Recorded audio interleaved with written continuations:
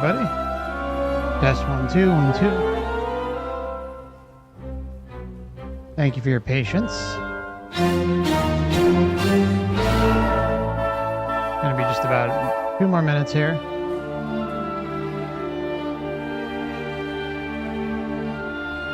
Want to give a hello to everyone in the chat. Hello to Uni, Jan Zebra, Whoops. Jamie, Active Research, good to see you active. Payman's Variety Channel, good to see you. Check out Payman's Variety Channel. Kay, Eddie, good to see you. Matt, good to see you. Now, Eli, hey, good to see you, man. B, Jackie. Let's see, anybody else? Something and Milk. Ace and Ryan. And Ren. Hey, Ren. Been a while. I hope you're all doing good out there.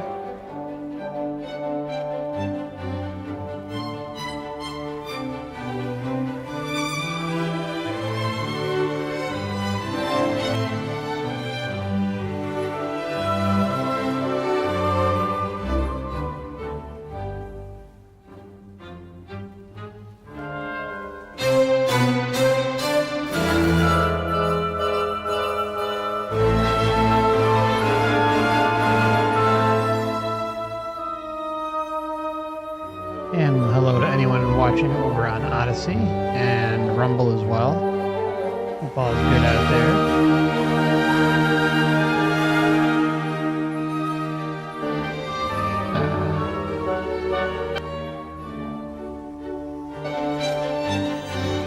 Rumble's been a real pain in the ass lately.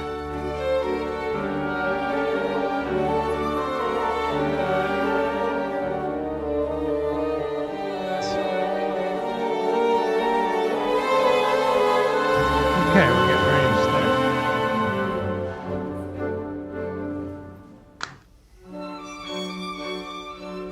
You may hear a gap in the music for a brief moment. Which sources?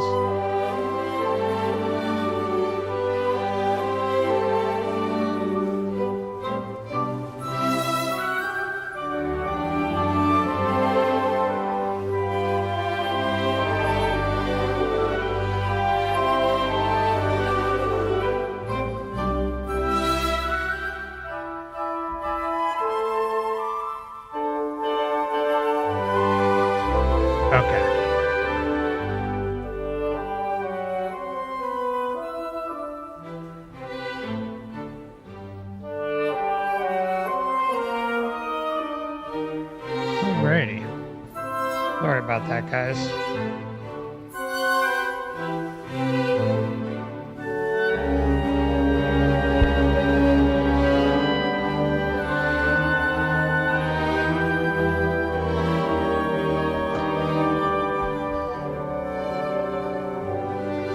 Maybe 20 more seconds here, sorry.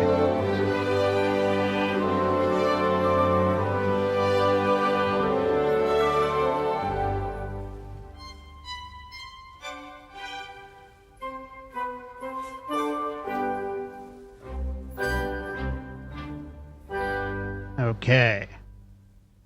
Just as a reminder before we get started, this channel is for educational or perhaps entertainment purposes only. It's always important to do your own research and come up with your own conclusions.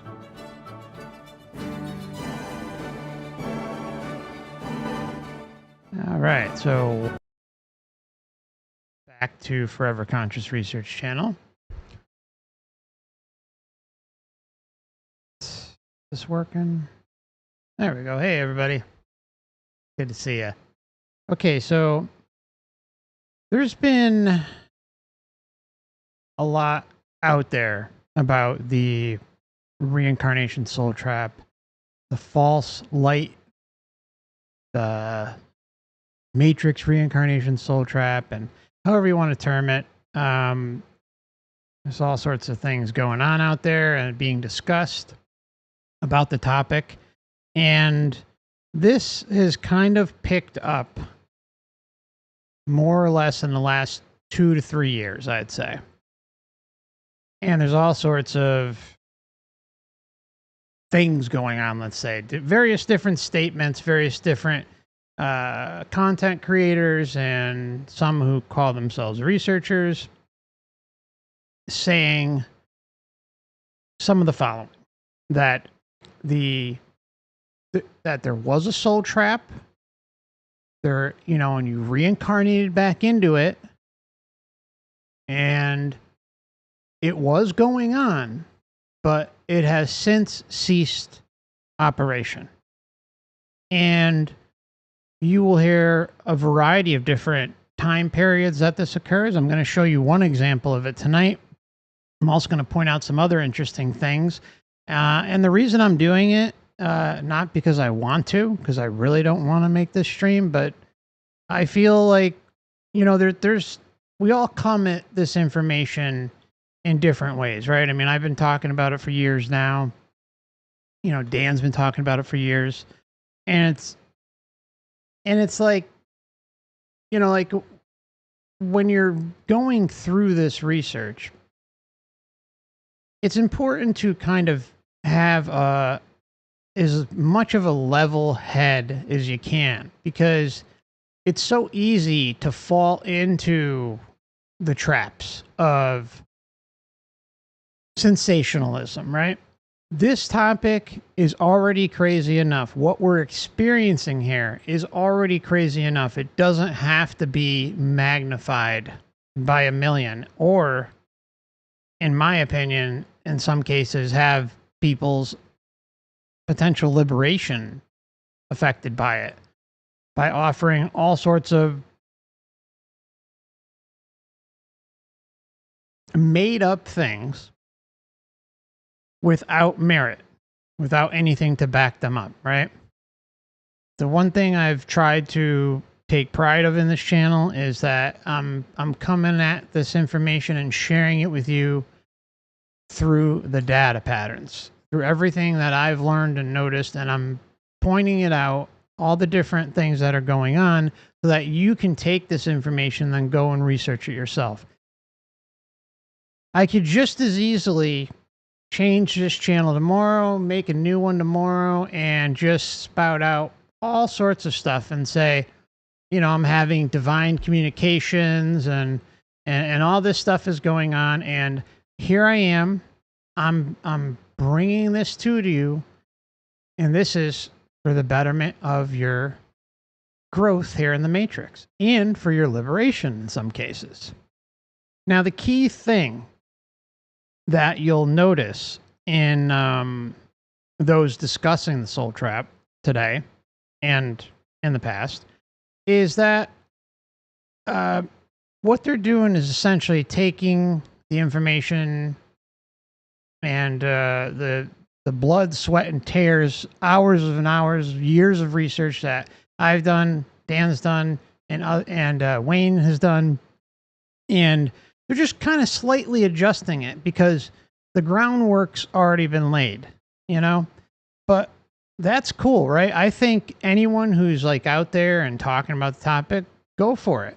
I think as long as it's coming at with an approach that is rooted in what we know is actual data patterns. That's my difference on it.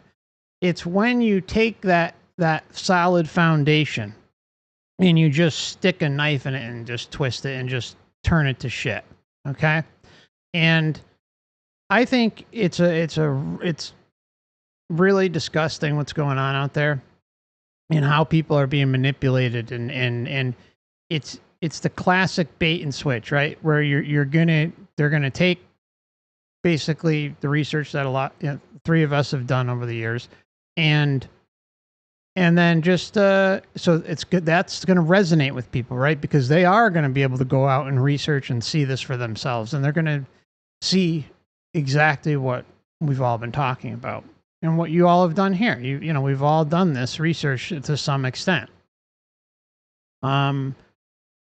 So what they'll do is they'll take it and then add things, right? Things that aren't there, and just make up things. And what it does is it does a disservice to the people who are kind of new or maybe on the fence, or trying to take this research seriously and for the betterment of themselves, right? And maybe, a handful or less of other individuals that they may impact throughout their rest of their incarnation here, who may be receptive to this type of information, truth. So I want to show you an example of something that I ran across. And this is now, this individual I'm covering, this is not the first time I've ever seen someone say these types of things or something similar. I mean, one of the common things you're going to see in the New Age area specifically is that it's clear that a lot of like the gurus out there are getting these questions like, oh, well, are you aware of the soul trap? Are you aware of the Matrix reincarnation soul trap? Have you heard about this? It's like there's a lot to back it up. It's compelling. What do you think, sir or madam guru, right? And then what they do is they a lot of times, especially the New Age, they will say this. They will say, oh, well, yes, it did exist. It was running, but I consulted with my guides, the Palladians or whoever, a few months back, because I was concerned about this too, and they told me that it was happening, but it shut down. See, that's how they get people, because what it does is it keeps their audience in, who may have started their research on their side, and then it provides a nice comfort blanket for them. And so they think that, oh, I have nothing to worry about. It's been shut down. This is great. I can go back to my New Age bubble or wherever they are. And you know what? I understand how, like going through this existence on Earth is not easy for all of us, right? We're all here. We've talked about it 1,000 times, and we all have similar feelings for the most part. And some may be new, or just kind of coming across it, or be hell bent against it. That's fine. But the majority of us here have done some sort of research in this field, and it's because of our ability to look at this realm with an honest and open mind for what it is. And sometimes, and I did this in the past, right? So, I mean, I've talked about this before. I fell into the New Age thing. I did. It wasn't a long time, but it was still, nonetheless, it was a period of my life. And then after a while of being in it, you realize that all you're doing is kind of just lying to yourself. Now, does that mean you should be miserable every day and all that stuff? No. Does that mean that, you can't have like a great time, or that you should be miserable all the time? No, I mean, like, it's just part of existing here, right? It's just part of the deal. Now, you can do things to kind of make it better, and that's the important thing, right? It's all about trying to get to that state of being content. And you're going to have some happy moments. You're going to have some loving moments. You have great moments. And then you're going to have the shit moments too, right? And this realm has a way of showing us that balance is pretty damn skewed, right? For all of the loving, incredible, amazing, impactful, all those great moments that we have, right? They pale in comparison to the day-to-day struggles, right, of existence. And that's just the truth, right? Now, some have it a little easier than others. Some maybe don't have to, work as hard or whatever, right? There's all sorts of scenarios. But at the end of the day, we all have to chug through. And by discounting both ends of those spectrums while in the New Age line of thought or hypnosis, you're just going to eventually see it for what it is and then most likely have some form of regret. Now, I have regrets in it, but I also learned things too, right? I did learn some valuable things along the way when in the new cage. But it's kind of like everything else, right? Like weaving in and out of different religions, experiencing different things, and then realizing at the end of the day, something is still missing. This realm is exceptionally good at hiding the truth, at hiding answers. But at the same time, it's there. It's just a matter of sometimes being able to translate those things. And for as many truths as we may get through maybe a book or a lecture or whatever, right? There's still always that possibility of it being tainted with BS, and being able to filter through and apply discernment for those things is important. Being able to stand on your 2 feet and feel comfortable with the information that you've taken in through research, through experience, through day-to-day existence, right? And past, present, and potentially the future. Those things should be able to mold discernment better. And when you're having information come at you that contains, I've talked about this before, right? And we're going to get into a video in a moment, guys. And I'll show you an amazing example of some of this. There's kind of like varying degrees of bullshit, right? And you have like, especially like in the truth, spiritual areas of content creation, you'll have people who are like 80, 90% truth, and then 10 to 20% bullshit. Or like 80% truth, 20% bullshit. And then you'll have kind of like the ones in between that are 50-50. And then you have the real bottom of the barrels, right? The 20% truth and the 80% BS, right? And there's everything kind of in between, but those are kind of like, that's where the pendulum kind of swings. It seems to be in those areas. And there is no shortage of bullshit inside this realm.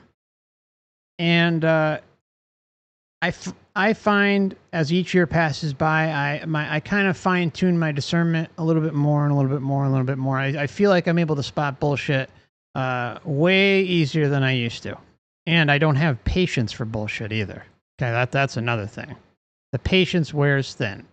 And so the only reason I'm doing this video today is because I think it's the title and the thumbnail, hopefully, like it's going to attract people who maybe have run across the topic of the soul trap and they want answers. But at the same time, maybe who knows who they're listening to, right? Maybe they're listening to a new age guru or something that is blending their spiritual teachings with truth with lies, right? And those lies are the things that could potentially do their sovereignty damage at the time of natural death, and could unfortunately potentially lead to another round of reincarnation. Now, I'm not trying to throw fear bombs and all that stuff your way. I'm just trying to call it like I see it, right? And there is zero evidence that the reincarnation soul trap has been shut down.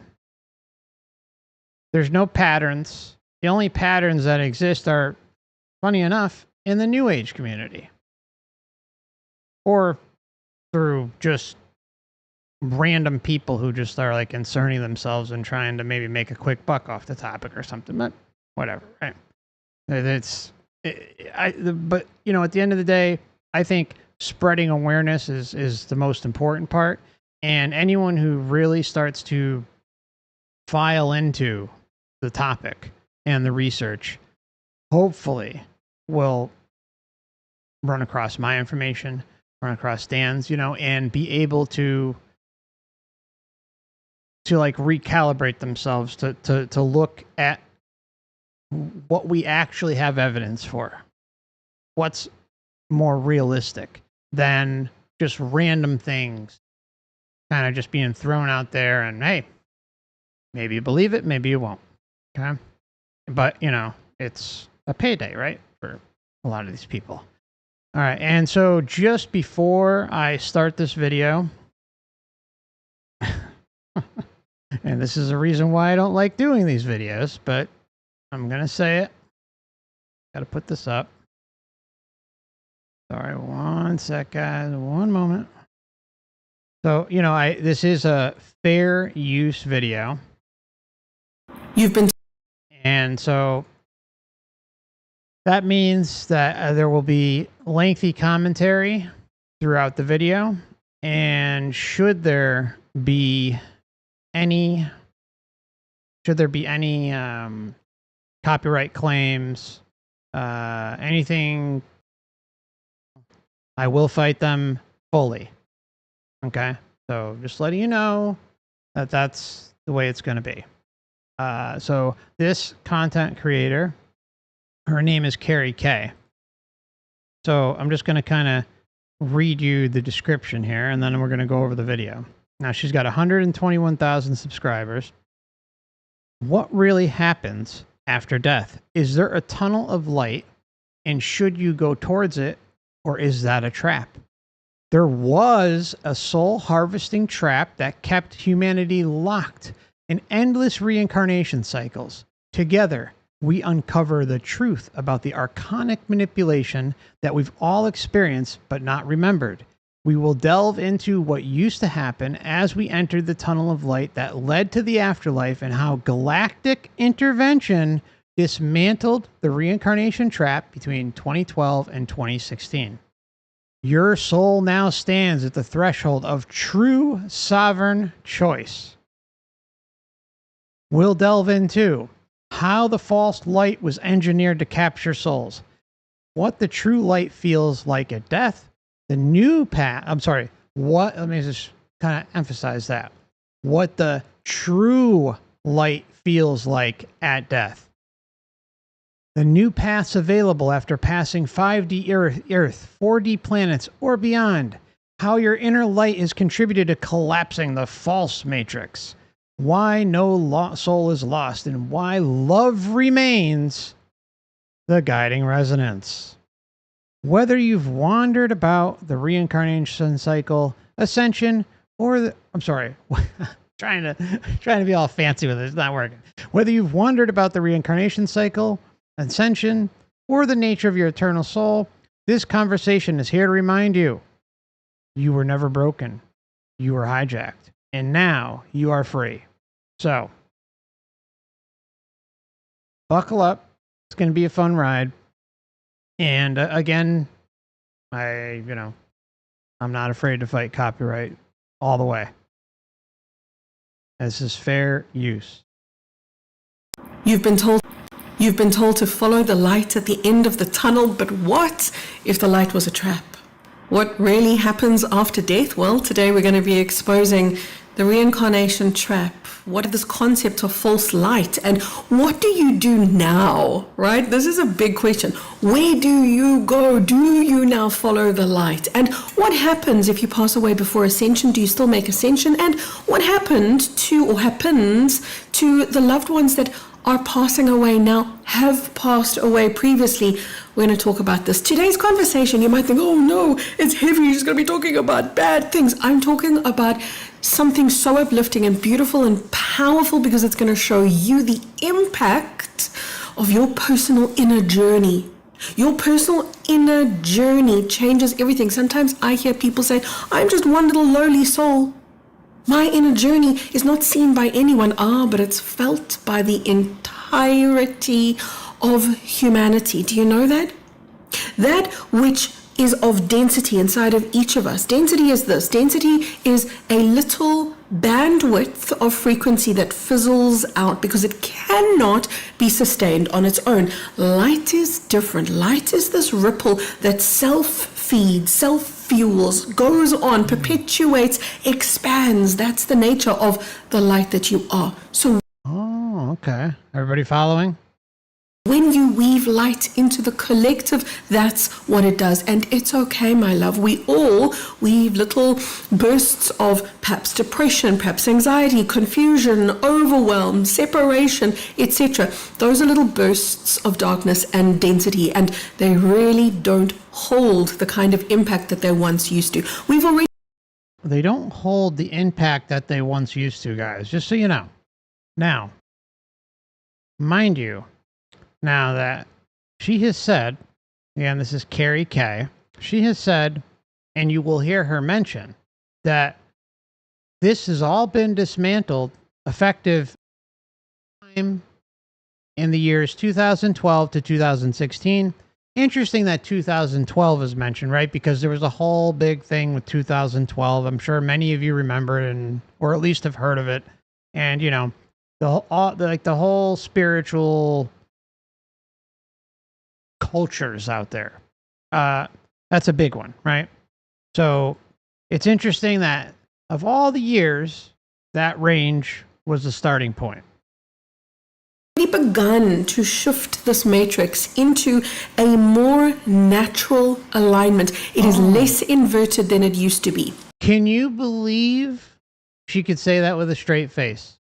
It's less inverted than it used to be.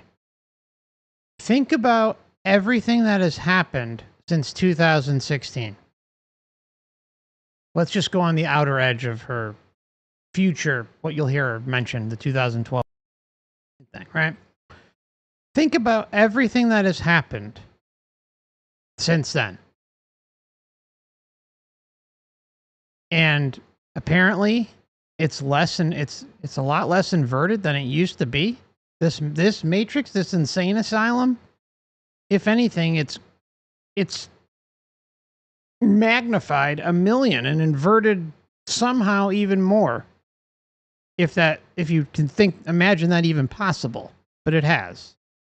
Used to. We've already begun to shift this matrix into a more natural alignment. It is less inverted than it used to be.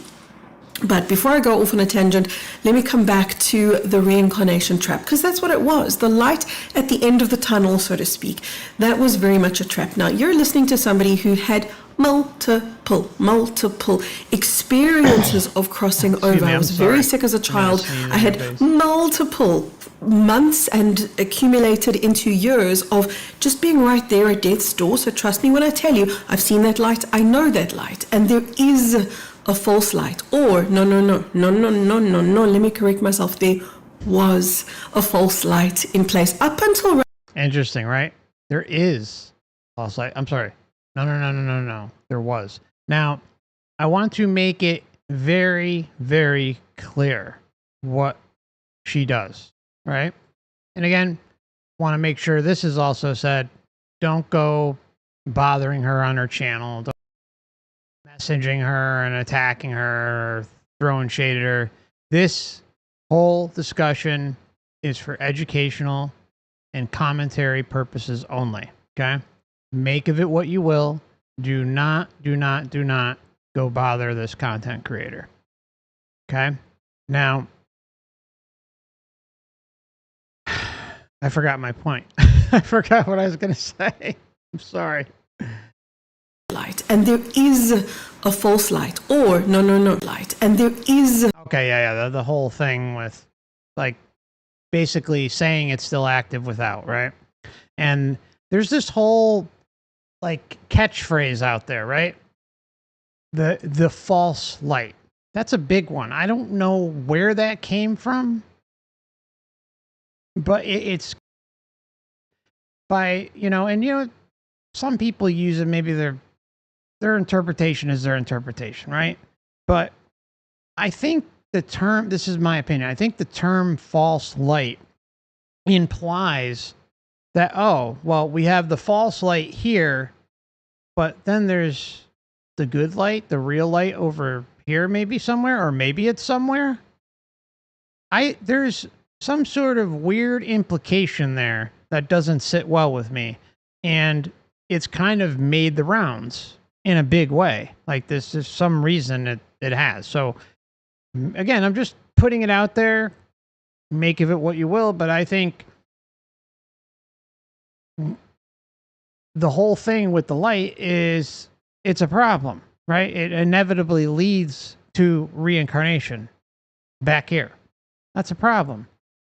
And if there's some sort of light or some sort of something, right? I think what it proves in the afterlife is that there's likely some sort of link to the Matrix. I'm not going to say 100%, but I'm just putting it out there as a possibility, right? Because we don't know, right? And I think that's another important thing that anyone listening has to take in when I talk here. Like, I'm very comfortable with saying I don't know. When you hear various types of content, such as what we're witnessing, they are extremely confident in every single thing possible. You will not hear these people say, I don't know. Very rarely. Very, very rarely. And what's funny is as you listen to Carrie, guys, those of you who've been listening to my channel for a while, you're going to basically, it's like as if you were listening to my channel during parts of it. It's really freaking weird. It's really weird. Really weird. A false light, or no, let me correct myself. There was a false light in place up until around about 2012 to 2016. That's when the galactics truly intervened. So let's start at the beginning. Soul harvesting trap, false light. That's what happened when we passed the Archons, who were the engineers of the false matrix. They didn't want to lose the population of the false matrix. They needed what you could think of as batteries, what you could think of as creators, creator energy, because that's what we are. They're engineers who can't create. We are the fuel that creates. If only we knew the power, the enormity of our cosmic creative power. But we're getting there. Okay. All right. So what do you guys hear me talk about all the time? Like that we are all powerful creator beings, right? That's just who we are. Nobody's special than anyone else. It's just, that's it. Like we're all on the same playing field, right? We're all creator and powerful. Whereas this whole matrix is always hammering at us to make us get the sense or the feeling that we are less. The thing I've compared it to a million times, because this is what I was brought up with in science class, is you are no better than a grain of sand on the beach. I'm telling you, this was something, and I know some of you resonate with this and have experienced this, depending on when you grew up, what period, maybe what kind of science teachers you had and stuff, but this was something crammed into my head in science class year in and year out. And I swear it's like somewhere the Matrix teacher's guidebook sent this down, because there's a number of us that have experienced it. Every time I bring it up, there's people in the chat usually who mention it or in the comment sections later. So it's a thing, right? And what that's designed to do is to belittle us, to take away our essence, to take away our true sovereign essence, right? That we are a creator being. And it's disgusting. I mean, it's just, but I don't know. Just, anyways, you're hearing her, whatever. I'm gonna move on. We knew the power, the enormity of our cosmic creative power, but we're getting there. The Archons, however, did know, and they had a vested interest in making sure that we never found out. So part of the soul harvesting trap that used to be in place was the result of the Archons using technology, we can call it an AI-like structure, that was present at the time of your death. And what would happen is your memories would be searched through, and there would be a profile of you, and from that profile they would draw, for example, she lost this loved one, she's longing for that child, that mother, that brother, that lover, whoever we hold this strong memory of sorrow and loss for. And that AI would... See, I mean, it's literally a carbon copy of what I talk about, like how we get hooked in here by our soul group, by those that we care about and love, and as a result, end up being lured in by the whole light, right? By the love bomb, by being reunited. And in a lot of cases, we may even meet our loved ones before we even get to the light, because, well, apparent loved ones, right? That's the important thing. Is I'm of the firm belief that those who, after we die or leading up to, we could talk about deathbed visions, visitations, dreams,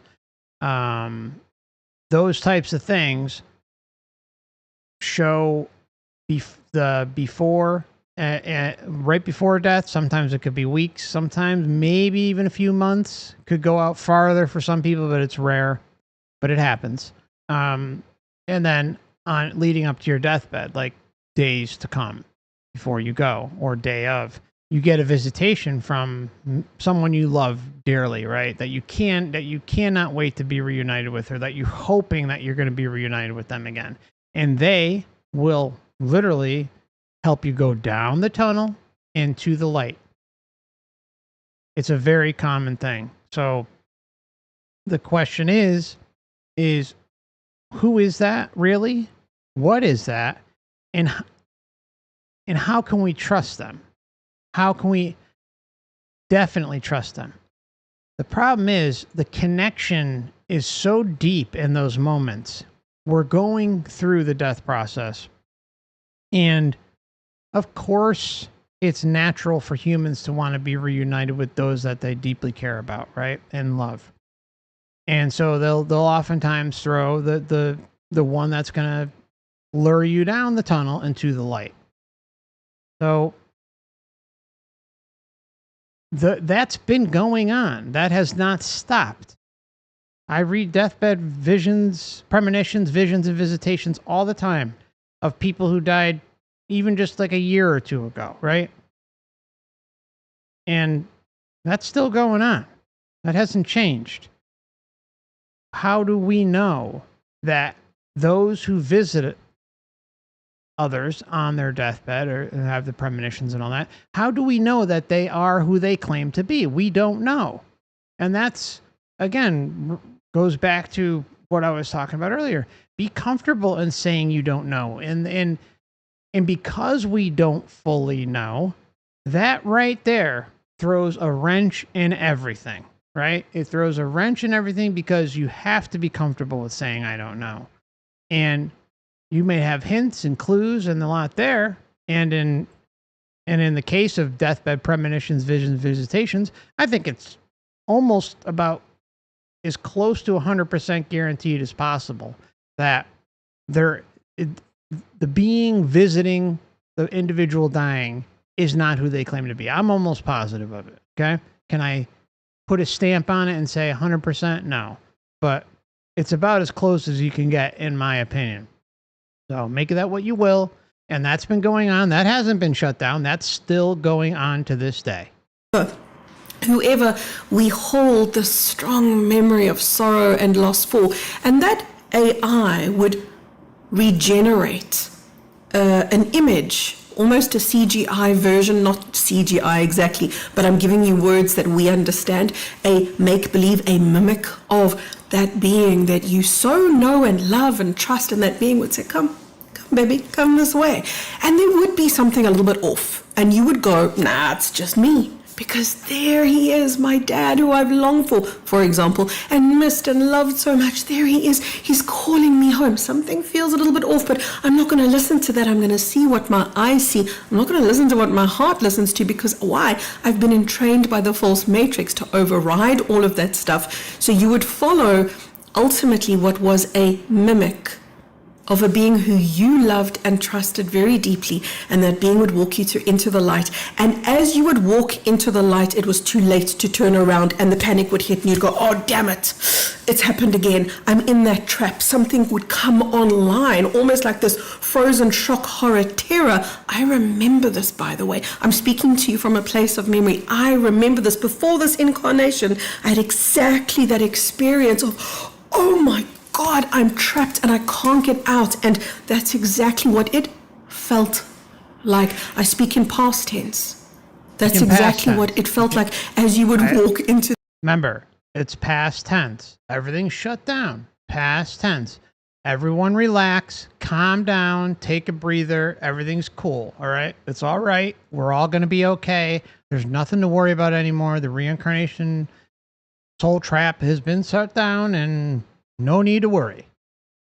That tunnel and realize your mistake all too late. And that which you thought was your fault. See, like that right there, I don't even believe. I don't even believe for a second that we get down there and we say, oh man, we fell for this shit again. No, because we're memory wiped. When you're at the light, you're in a state of insane bliss, right? And I am convinced that's to like overpower us, right? Blow out like the sensory department. And it, what it does is it also gives a love and acceptance and everything is okay. Blast of energy of epic proportions, so that we're frazzled, right? We're so hooked to that, like junkies, right? We're hooked to that love and that everything, and that it could be God or whoever, right? And so we fall into that. And then after that process is done, after the life review is done, I think, boom, we're freaking somehow ushered in through the matrix. There's going to be memories there. It's not like you're completely gone, but what happens is if you listen to Life Between Lives accounts, if you listen to even some pre-birth memories, pre-birth planning, what did I say? Life Between Lives. Yeah. What you hear is that it's like your previous life, it seems like further and further away. Like it's like you can't even, it's not like you're as concerned about it because it's such a distant memory, let's say, but there's some little bit of knowledge there. And so what happens is we get comfortable once we're in the afterlife of the matrix system, right? We can call it the astral, whatever you want to call it, right? So we get comfortable and we kind of we go about our day, and then there's also kind of like, there's even classrooms, right? I mean, I talked about that years ago, covering the regressions. Like there's like literal classrooms up there. There's sometimes jobs and there's cities and all sorts of stuff, right? And it's this in between world, right? But when you start listening and reading about this stuff, it is clear that there is a similar kind of familiarity to Earth. Why is that? Why is that? And the reason why I'm kind of hammering all this stuff in there is because there's some sort of weird comfort thing. I think when we leave here, lifetime after lifetime, the trauma that occurs here, on the essence of our very being, right, is so messed up that it fractures our essence in a way, because it makes anything else better. And then when you're free of things like pain and suffering and trauma and all the crap that comes along with being a resident of the earth realm, I think it's easy for the astral side of the matrix to sell it, right? To like it's like, whew, okay, now I get a break. I get to do what I want to do for a little while, and you'll get that break. They'll give the breaks, right? But in between that, you'll be doing something, and some of it may be literal matrix indoctrination classes. I'm just throwing it out there. There are cases where people are literally working in farm, like astral farm fields and stuff. I'm not making this up, right? It's legit real, all right? And there's a lot of examples of it. So I'm not just throwing it out there and saying, ha, ha, ha, believe me. It's out there, all right? So the point is when we leave the light, we are most likely memory wiped a large portion of the incarnation that we just came from. And think about that. Like, if you have previous incarnations too, those have been zapped. We don't have those memories, right? We do not have them. And in my case, I know I've lived and been here before.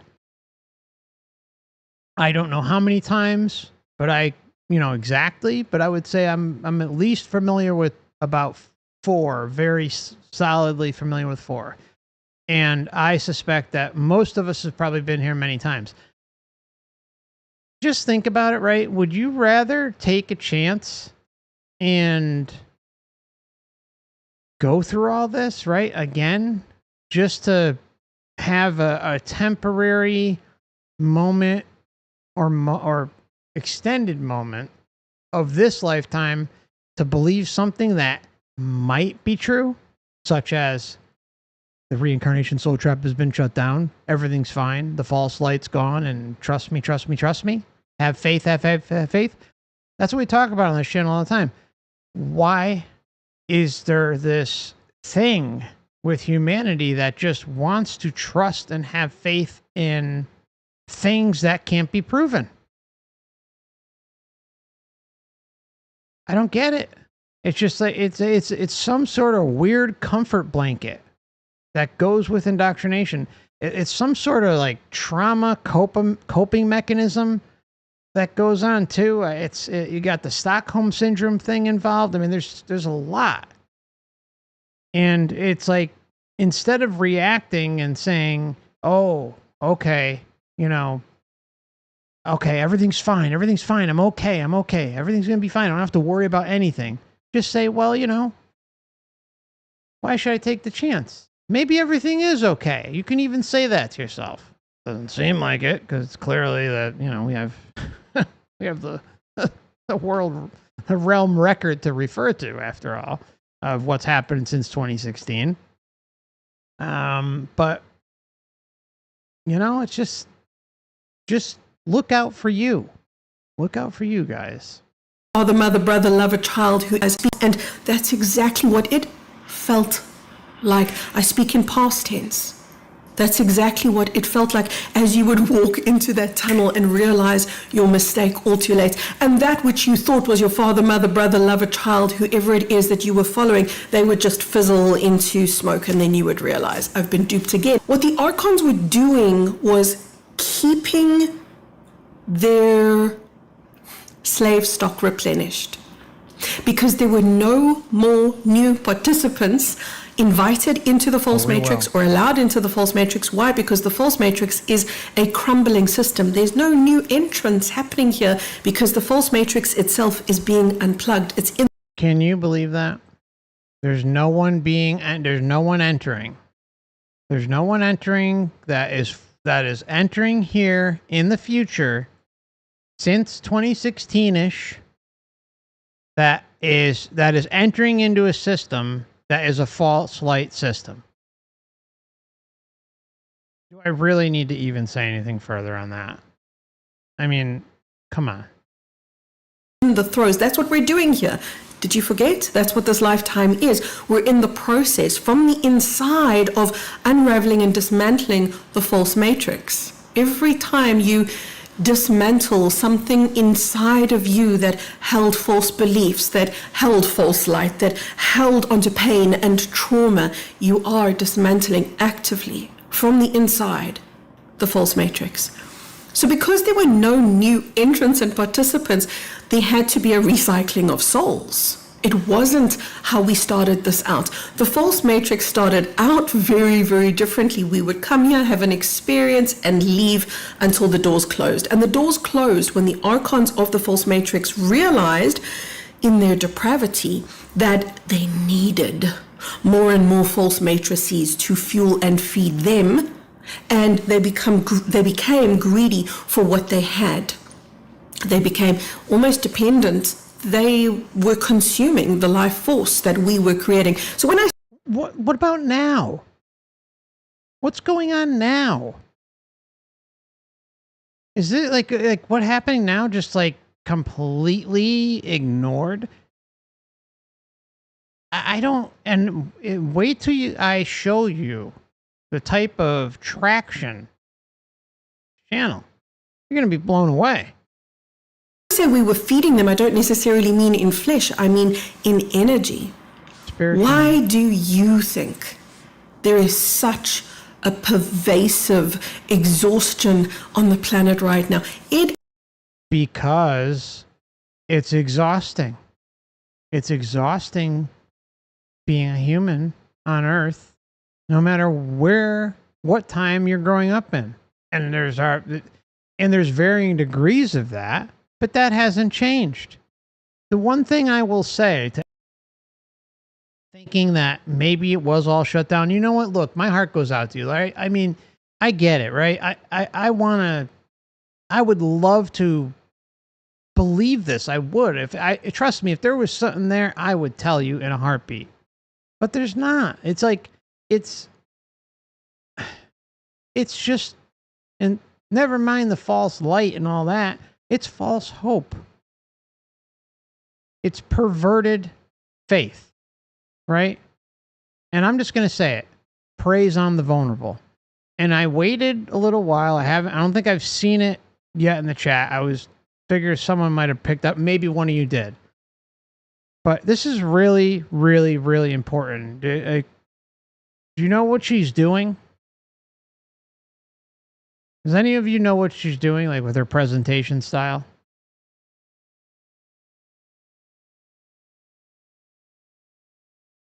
Let's give it a moment, because it's people need to know this. Like, it's like anyone who's watching this.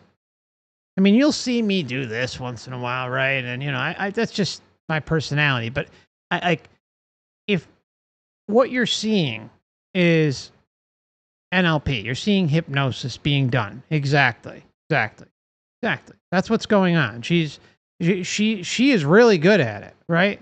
And she knows she's doing this. She's actively doing this, and this is why when I show you the numbers of that she's reaching and the comments, good Lord, like she's getting a lot of traction out there. And you know what? Like if she didn't talk about and say like everything's fine and all that stuff, I would never bring this up. Never. How many times have you seen me critique channels? Like very, very rarely. I think I've done it 2 times in the entire time I've had this channel, right? But I feel it's something that just needs to be said, right? Because she's not the only one. Carrie's not the only one. And Carrie, if you're listening, I'm sorry. Someone had to do it. I didn't want to do it, but here I am. And I think, I think you should look deep down and consider what you're doing. That's all. You can get galactic phone calls and communications all you want. Go for it, right? That's fine. Go for it. But like messing with people's heads about liberation and saying stuff like this, I think that's just not right. It's really, it's dirty. Sorry. Just calling it like it is. Remember, this is a fair use video, full commentary, stopping it all the time just to make sure that we go over every nuance, every detail. And remember, don't go after Carrie or a channel or anything like that. I'm just simply commenting on another channel. That's all. Full commentary, fair use. Consuming the life force that we were creating. So when I say we were feeding them, I don't necessarily mean in flesh, I mean in energy. Why do you think there is such a pervasive exhaustion on the planet right now? It is there because of the multiple lifetimes that you've gone over and over and over again, looping into the same damn spiraling structure. Because most of the time you would go back to the same family because there's a soul imprint, there's a resonance. So most of the time the life would end and bam, it would restart again. Sometimes you'd sit in a waiting zone in what we would think of in time as maybe a couple of years, couple of weeks, couple of months, a very short period of time. What would happen in the organic universe is you would review your life, you would have integration, introspection. Okay, so she's wrong right there. She's not informed about reincarnation whatsoever. She says what'll happen is like you'll have maybe 2-3 weeks and then you're back here. Is that what I'm hearing? I'm going to rewind it because if so, that's not true. And the data shows that. So that's something that can actually be proven. I'm hearing this right. That you've gone over and in flesh, I mean in energy.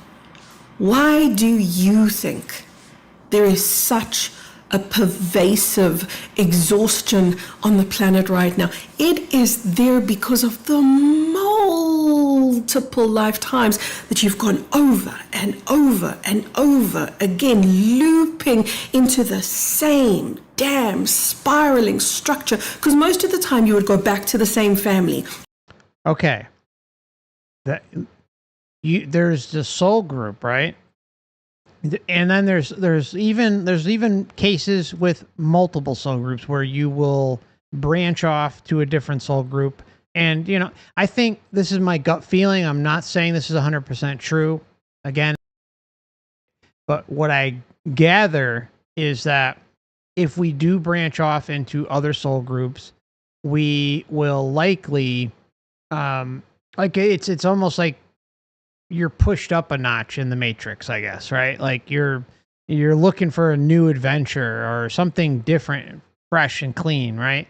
And it can't be stated enough that the soul group itself that we are in this moment is big. It's big. Like we are not reincarnating with every individual that we've been with before. We may interact with some here, but not everyone, right? There are many cases of NDEers going and having their experience and saying, or even OBEers, right? Or even sometimes breakthrough trips too, right? Where they'll say, oh, I knew who I was communicating with. I just knew them. I don't know them from Earth, but I knew them and I had a deep connection with them. That's a soul group member, right? And then reincarnating into the same family. Yes, it definitely happens, but it's not always cut and dry, right? So someone like you could be, like your mother this lifetime, you could have been her father last lifetime, or you could have maybe been lifetime before that neighbors, but grew up being best friends, or you could have been cousins. You know what I'm saying? Like it's not like it or you could have lived. Your wife from 5 lifetimes ago. You could have been living in New York and she could have been living in California, and something drew you to California and you guys ended up together and bing, bang, boom, right? It's like, but you weren't together for periods of a time, maybe the first 30 years, let's say, right? And you could be living far, far away, right? It's really wild how this stuff kind of unfolds and how like there's this difference in roles that occurs too. And that's all out there, right? That's all stuff you can look up. into the same damn spiraling structure, because most of the time you would go back to the same family because there's a soul imprint, there's a resonance. So most of the time the life would end and bam, it would restart again. Sometimes you'd sit in a waiting zone in what we would think of in time as maybe a couple of years, couple of weeks, couple of months, a very short period of time. What would happen in the organic universe is you would review your life, you would have... That's going on right now. It's going on right now. You review your life. So remember, she's talking about the organic experience. What's that? What's the organic experience that involves a life review? Period of time. What would happen in the organic universe is you would review your life, you would have integration, introspection period of working with your own higher consciousness. We could think of that as your guides, but your guides are really just an extension of your own higher self. You would be in a feedback learning space and integration and rest, etc. And then when you choose, then you would go back, you would choose the next incarnation, because this is how we grow and evolve. That's what's going on now. What's going on now? Like that's what's happening. I'm sorry, I've got to rewind it because I want to make sure I'm hearing this right before I.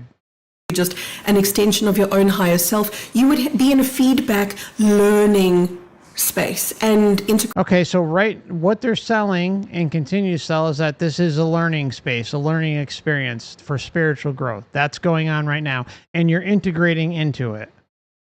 That's going on right now, and has been for who knows how long. Integration and rest, etc. And then when you choose, then okay, so yeah, you choose. That's important because that's exactly what happens. Nobody is forced down here. That's got to be made very clear. There's like this misconception out there. You may be tricked back down here. You may be priced down here, but you are not like forced down here, right? Key things, right? Being deceived and manipulated and coming down here is way different than actively saying no, no, no, no, no, no, no, right? That's the difference. And if you look into the life between lives cases, you hear about it. If you hear about pre-birth planning, you hear about it, right?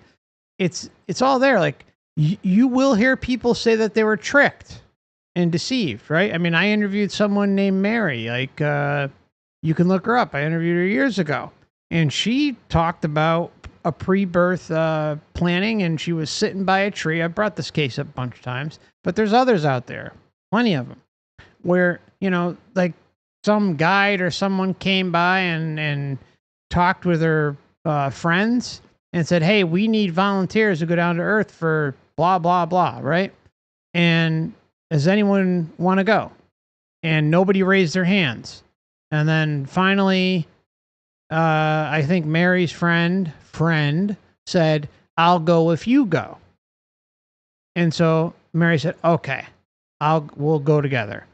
Well, guess what? They get all ready to go, and they're basically supposed to make the final plunge to Earth, let's say. And they're right there together. Mary does it, and the friend doesn't go. That's a deception, right? That's most likely some sort of being installed in the Matrix that was purposely set up and put in that position to be Mary's friend by the tree to get her to go to Earth. And what Mary did was voluntarily go. It might have been under the guise of deception and manipulation, but she went by her own doing. Just because her friend didn't go doesn't mean that she didn't voluntarily do it. See, that's the difference. So just want to be clear. The force thing is not there. There's tricks and deception and all sorts of fuckery going on, right? But as far as like I swear, like, I don't, as far as like pre-birth memories and life between lives, there's like individuals who are, they don't want to do it. They're complaining and blah, blah, blah, that they don't want to come, but they are still going along. It's like a form of peer pressure. Because if it's not Mary's friend sitting by the tree that is helping her go because the guide is saying it, or deceiving Mary, should I say, to go back to Earth and go through this all again, then it's the teachers or the council or the guides or you know what I'm saying? Like, there's so many different things going on, right? And it's like some form of peer pressure to go back to Earth. And that's all verifiable information. You can go out and find it yourself. I covered it to the hills on this channel. You can check out the Destiny of Souls playlist. There's the Michael Newton playlist that I have there. Check them out. Like, it's there. And then the pre-birth memories I cover, all that stuff. It seems like a lot of individuals who, before they come here, they're complaining and groaning and moaning and don't want to come here, but they eventually do it. Why would they have to complain and moan and groan and go through all this dragged out stuff before they come here if there was an opportunity for the Matrix just to throw them down into Earth and force them? It's not there, right? There are NDEers, on the other hand, a small amount, but they're there, who say that they were forced back. But I've talked a million times about how I think almost every single NDE has a memory wipe of some form. Now, does that mean it's right or just or fair or anything like that? No, it's all bullshit. It's still messed up, but it's happening, right? But in the pre-birth planning and the life between lives phase, that like leading into your next reincarnation, nothing in terms of force. I just haven't seen it. And at this point, if I did see it, what would it be? 1 case, 2 cases out of thousands, maybe? Or 1,000? Like you got to go with the data patterns and a number at some point. And then you can also have the Matrix kind of, and then you have disinfo agents kind of throwing things in to make it, to make us feel worthless, right? To make us feel like we don't have a choice. We're just slave cattle, and we're going to end up reincarnating back here whether you like it or not. And that's how it is. Tough shit, right? That's how they want us to feel. That's not the case. That's not the case. Sovereign intention, my friends. Sovereign intention. Don't let anyone or anything try and bring you down or make you feel like you are some sort of perpetual true essence slave. Fuck that. I'm sorry. I'm just going to say it. And those who want to like put that out there and cast that down on us, or at least me. No, I'm not going to say us. I'm not going to do something like that. But for me, I think it's messed up. And I'm not going to entertain it. Period. I'll listen to it. I'll hear people out if they have experiences with something to share all the time. I will always listen to that. But as far as like there being anything there, like substantial, no. It's like, oh, all of a sudden, like everybody's forced and thrown over the fucking cliff involuntarily. Hey, get down to Earth. You got no choice. Come on. Just not there. Not there. Just saying. And you got to remember with NDEs, the life script is, even though there is a free will when you come here, there is still a life script that comes with the whole charade, right? With the whole script, right?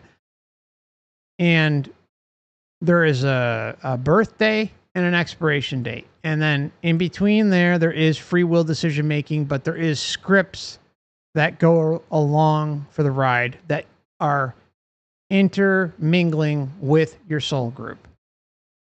And that's it, right? It's a weird thing to say, like that, like we have like that. There's like a script.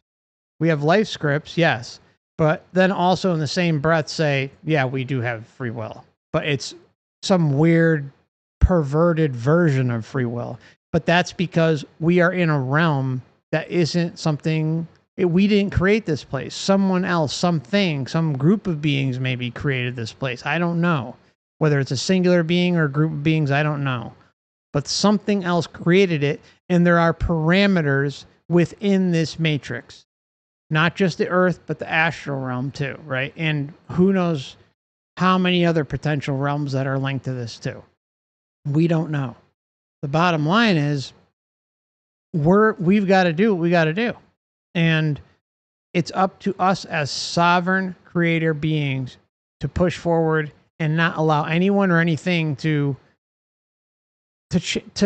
basically force their delusions on us, or their galactic communications, apparently, onto us when we don't know. It's okay to say, I don't know, my friends. Okay.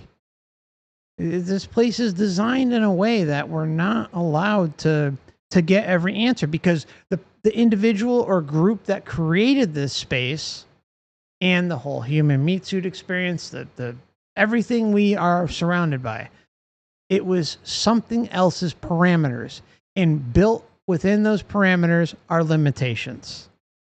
And that's part of coming here. That's it. That's it. It's not something I'm happy about either, right? But it's just, that's it. It's something else's creation. Learning space Parasitic and as it may integration be. and rest, etc. And then when you choose, then you would go back, you would choose the next incarnation, because this is how we grow and evolve. We love, as infinite souls, we love choosing incarnations because we get to experience ourselves very, very differently, and we're capable of a level of evolution here that we're not capable of elsewhere. So this is a very prized experience to come into embodiment, but nonetheless, did you hear that? See, like, this was really telling. Really telling. Here. We love, as infinite souls, we love choosing incarnations because we love choosing incarnation because we get to experience ourselves very, very differently, and we get to experience ourselves very, very differently. Sure, I think there's some truth to that. I do. Capable of a level of evolution here that we're not capable. We're capable of a level of evolution here that we're not capable of elsewhere. See, this is where her new age side is interfering with her message here, right? Everything is about, spiritual evolution and growth. That's the common thing that is pushed here. You get what I'm saying? Like, it's like, yeah, anyways, I'm sorry. I probably didn't explain it right, but you're seeing the contradiction, let's say. We're hearing the contradiction here that we're not capable of elsewhere. So this is a very prized experience to come into embodiment, but nonetheless, that would be. There it is. You're prized experience to come here into a body. Prized.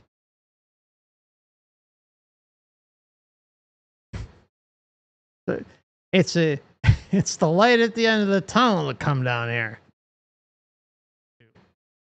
I want to thank Trillin for the very, very kind and generous donation of 20 memberships. Wow, that is so awesome. Thank you. Thank you, my friend.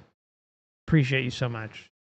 And welcome, everybody. There are some, there's a couple member streams with that, with the level that he put out there. So check them out. Here that we're not capable of elsewhere. So this is a very prized experience to come into embodiment, but nonetheless, it's very prized. Very prized.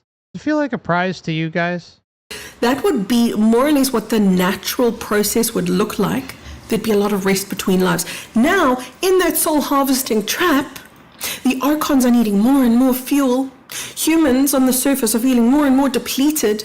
And that depletion becomes what's feeding the masters that once were but no longer are.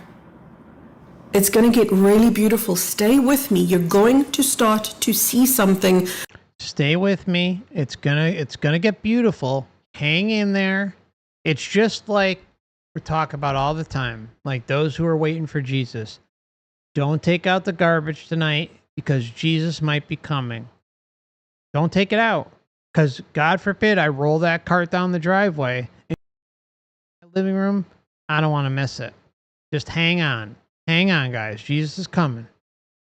You're going to start to see something about yourself and how powerful you are. This is what you've endured. This is what you've been through. Not natural, not okay.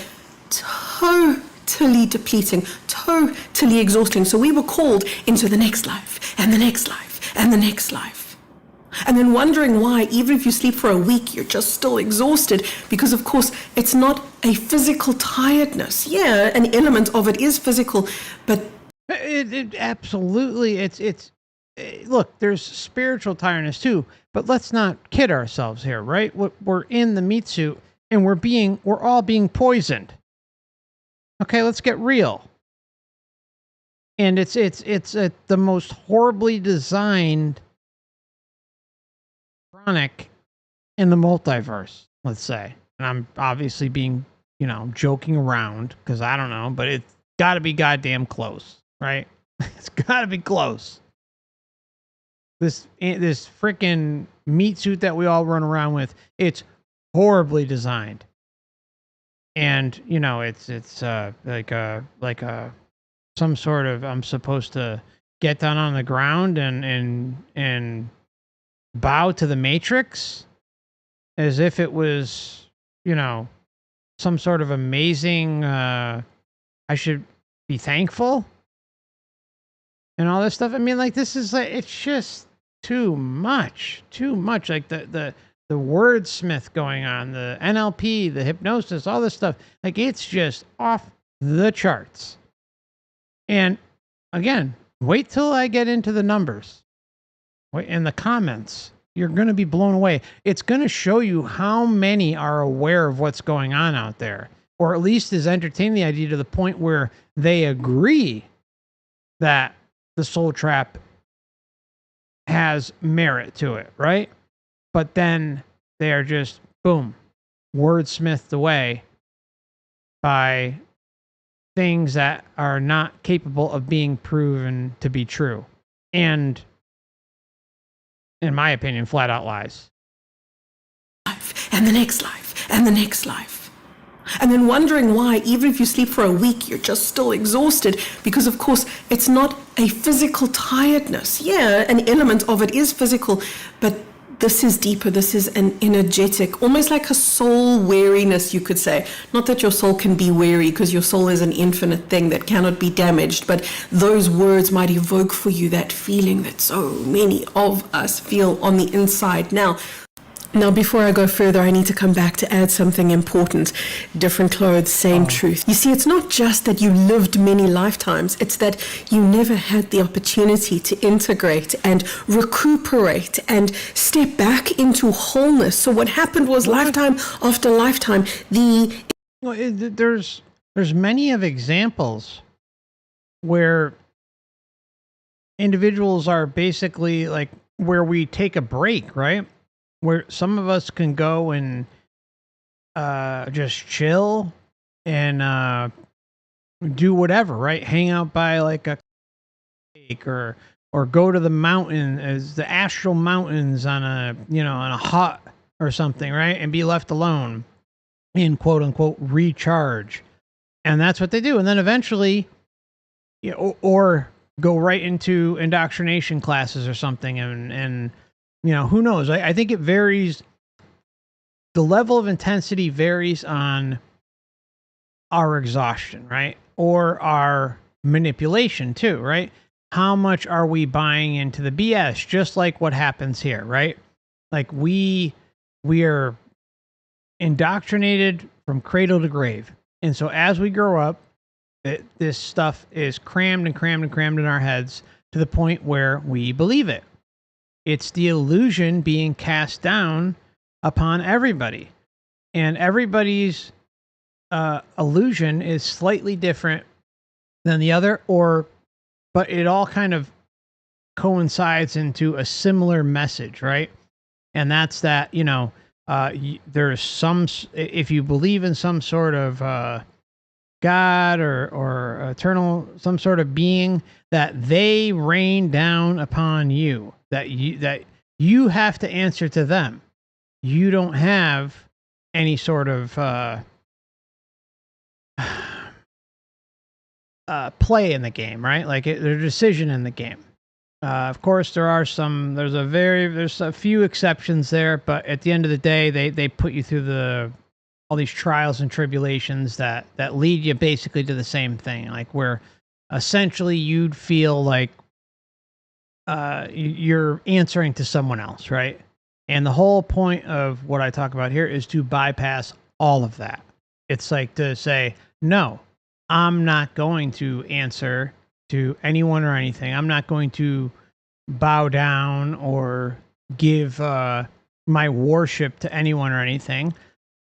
I will essentially be a spiritual being and try to balance myself as best as possible. But at the end of the day, I'm not going to be worshiping a damn thing or be manipulated into possibly worshiping a damn thing, because I'm me and I'm getting my ass out of here. You know what I'm saying? It's like, come on. Anyways, it's just crazy. I want to thank hold on, I'm sorry here. Games Dog for the very kind super chat. It says, great work as always, Mark. Thank you. I appreciate you so much. Thank you. And welcome to all the new members, courtesy of Trillin. And really appreciate the super chats tonight and memberships. It's really nice. I got my transmission blue, and we'll see what ends up happening.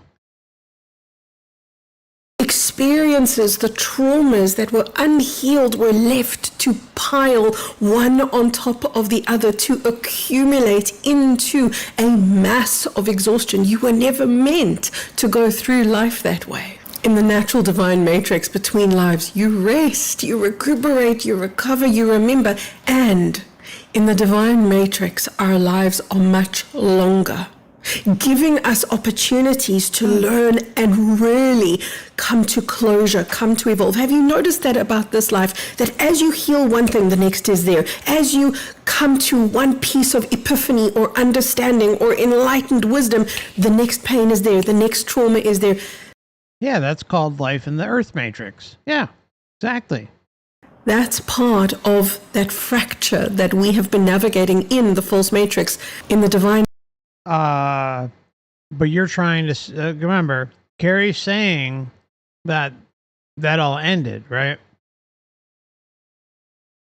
I mean, how? Like, I think, I gotta say, Carrie, I think what you're doing is kind of risky. I think it's kind of risky, but maybe I'm probably wrong. The numbers don't lie, and again, we're gonna go over those guys. I'm probably really wrong. That's part of that fracture that we have been navigating in the false matrix. In the divine matrix, an extended lifetime affords you that opportunity in the life to learn, to evolve, not to accumulate, but to release. So do you see, you are never meant to carry this weight. The Galactics could see what was happening. Around about 2012 to 2016, they came in and intervened. They took down that reincarnation trap, the soul harvesting trap. They dismantled that. This is what I really want you to hear. Really? Now. They dismantled that trap, and in so doing, restored sovereign choice back to us, the individuals. So now when you pass, you don't have to avoid the light. Yeah, everybody, let's get down, boy. Oh, hell yeah. Oh, shit. It's party up in here. Don't have to avoid the light no more. Please listen again. You don't have to avoid the light and go, no, you're a trap, or are you, or aren't you, and have a debate with yourself. No, the whole point is to not have a debate with anything related to this stuff, because all you're doing is giving it some sort of energy and interaction, when that's the last thing we should be doing. We shouldn't be giving any sort of attention to the light or the tunnel, deceased loved ones, or any of the attachments, right? Like, that's the key thing, is the attachments. How we fall back in here is through our own sensory addictions. And the soul group, which is a sensory addiction in and of itself. So, again, I don't know everything. I'm fine with saying I don't know everything, but there seems to be a clear path of gnosis that lays this place out, as difficult as it may be to see. It's there. Oh no, you're a trap, or are you, or aren't you, and have a debate with yourself. You're going to feel it, first of all. You're going to feel it. But second of all, you can rest assured. Yes, you're going to feel it. Go with emotion. Go with sensory. Go with the sensory addiction. You're going to feel it. You hear that, guys? You're going to feel it. Feel it, baby. We're going to get there. I'm just going to feel whether it's accurate or not. When my time comes, I'm just going to feel it. I'm going to go down the tunnel. I'm going to head on into the light, and I'm going to just see. I'm going to get a feeling as to whether this will be legitimate or not. Oh, I guess the light's legitimate. Let's get a party up in here. Oh no, you're a trap, or are you, or aren't you, and have a debate with yourself. You're going to feel it, first of all. You're going to feel it. But second of all, you can rest assured, you can trust your heart, you can trust your inner instincts. Please don't trust my words. Please trust what you feel on the inside. Always allow yourself that level of power. But when you pass now, it's going to feel like a original light. I can tell you that. Wow. Just think about this transition, guys. She is really good. Really good. I mean, I got to give her credit. Carrie, I got to give you credit. You are really, really good at what you do. Really good. Just here. What you feel on the inside. Please trust what you feel on the inside. You notice how she goes, and she draws out her words, right? That's part of NLP. It's part of hypnosis. So she's saying, she's giving reassurance in you about, right? Yeah, trust yourself, guys. Trust yourself. Always allow yourself that. Always allow yourself that level of power. But when you pass now, allow yourself that sovereign power. But when you pass, it's going to feel like a original light. I can tell you that. Feel like the original light. Isn't that wild? That is hypnosis in action, guys. Incredible. There's a difference. I've seen both of them. That false light is if you can see the two in comparison, the false light is almost too bright. When you're in it and you have something to compare it to, that's why we're learning now to build up this resonant charge of love, to build up this resonant charge of what I always refer to as home, not a place, a state of being, our original essence. Because when you're familiar with it and then you step into it, it's like, oh, I know this place. Original light or true light is so pure, so gentle, so nourishing, so nurturing. It's unmistakable. That's exactly what the freaking quote unquote, I hate saying this, I hate saying it, the false light does, right? That's her terms, and other people's. It's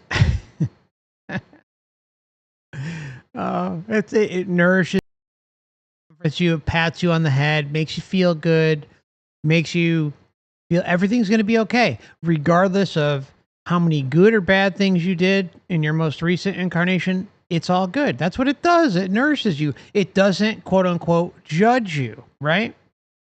How many times do we hear that? We see that in near-death experiences. We see that in breakthrough trips. And we also see that in shared death experiences. And that's the beauty of shared death experiences, is that you have someone. Sorry, I don't want to cough in your ears. You have someone who is of perfectly sound mind, right? They may be, emotional and stuff, but they're losing a loved one or a very close friend or something.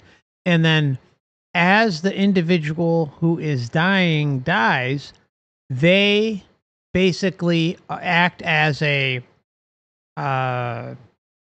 buddy to go down the tunnel into the light, which is a really wild part of this matrix. It almost feels as if this is a guess. This is really out there, right? I'm not saying it's true or it's not, but I got a good assumption on it, and I don't know. My gut tells me it's probably true. Just trust me, guys. Just trust me. Just trust me. Trust yourself, but trust me. So it's like with shared death experiences, you have someone. Let's just say like you lose like your brother, right? And your brother's on his last leg, and you can either be by his side on his deathbed, or you can be 5,000 miles away, and as your brother's dying, regardless of location, at the time of death, you will join him in exact sync, let's say, as they're leaving their body. And you will experience them and go down the tunnel into the light, and you can watch them have their life review and all sorts of stuff, right? Like you can be like a neutral observer, and there's no explanation for that, right? Like it happens. But my opinion is why it happens is perhaps the individual who's dying doesn't have someone that's deceased that can be a hook, right, inside the matrix. I'm sorry, I don't want this up on my screen. Okay, I'm not going to be a sponsor here. This is not a sponsored stream for Carrie K.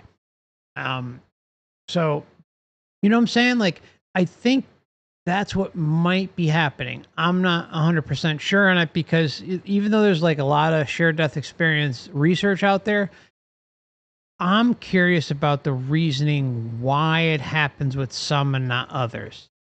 And there's really, this would take this would be a big undertaking for someone to find the answer to. But essentially what they'd have to do is go from, hospital to hospital, and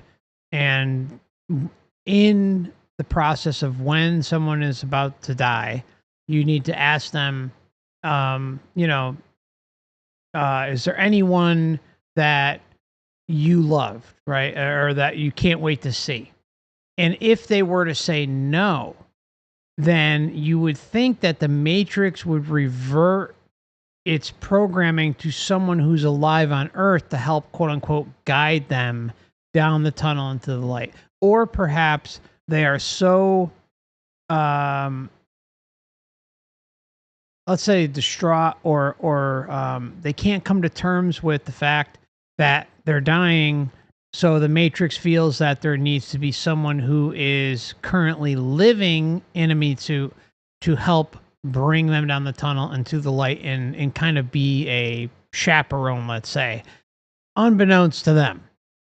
But it's a really, really interesting area that I don't think in my lifetime or any of our lifetimes that we'll actually get an answer to. But that's just my suspicion as to why it happens. There's a few books out there, and quite a number of cases that have been talked about independently. But anyways, it's what happened here? All right, there we go. We're okay. What was? Okay. I want to thank Trillin again. Wow. I mean, Trillin, I appreciate you, my friend. So he sent 50 memberships. 50 memberships. I appreciate you so much, brother. Thank you so much. Very, very kind of you. And anyone else who may have done Stripe or Streamlabs, I thank you. Thank you so much. All right. So let's continue on. And welcome to the Last Timers Club to many of you. Interesting was when I looked at the reincarnation traps of the past, they were always in a rush. The beings that were there to meet you, because they knew they couldn't hold themselves in focus for very long, they were always in a rush to get you to come down that tunnel. Now there's just, it's like chill, take your time, we're in original light now. So sovereign choice has been returned. The Galactics gave this to us. Why? That's a superb question, because we've earned it. Why? Okay, I'm just going to go to a comment really quick. I just happened to see it. D says, I think she is terrified to face or handle the truth. She is doing mental and emotional gymnastics to try and avoid the reality of the soul trap. Kind of can't blame her. It's a tough pill to swallow. D, I would normally agree with you, but she's got like 7 years of videos here. I haven't even shown like her channel, and like she's been doing this for a long time. This is agenda driven. This has nothing to do with accepting truth for what it is. I'm just gonna say that, like, this is all on purpose. That's just my opinion. Okay, but there's a lot there. But otherwise, D, I would agree with you in any other situation. I think, like you said, kind of can't blame her. It's a tough pill to swallow. It really is. It is. A lot of that. That's why some people who I've had a number of individuals come across my content and come from the New Age area, and then they leave because it's, like you said, it's a tough pill to swallow. It's not something everyone can face, even no matter how much truth you throw up at them. It's just the way it is, and I get it. It's a defense mechanism built within the meat suit, and it's, like you said, I can't blame. I get it. I get it too. I get it, D. I'm with you. If there's anyone else, I'd agree with you. Have we earned it? What did we do to earn this level of intervention, level of support?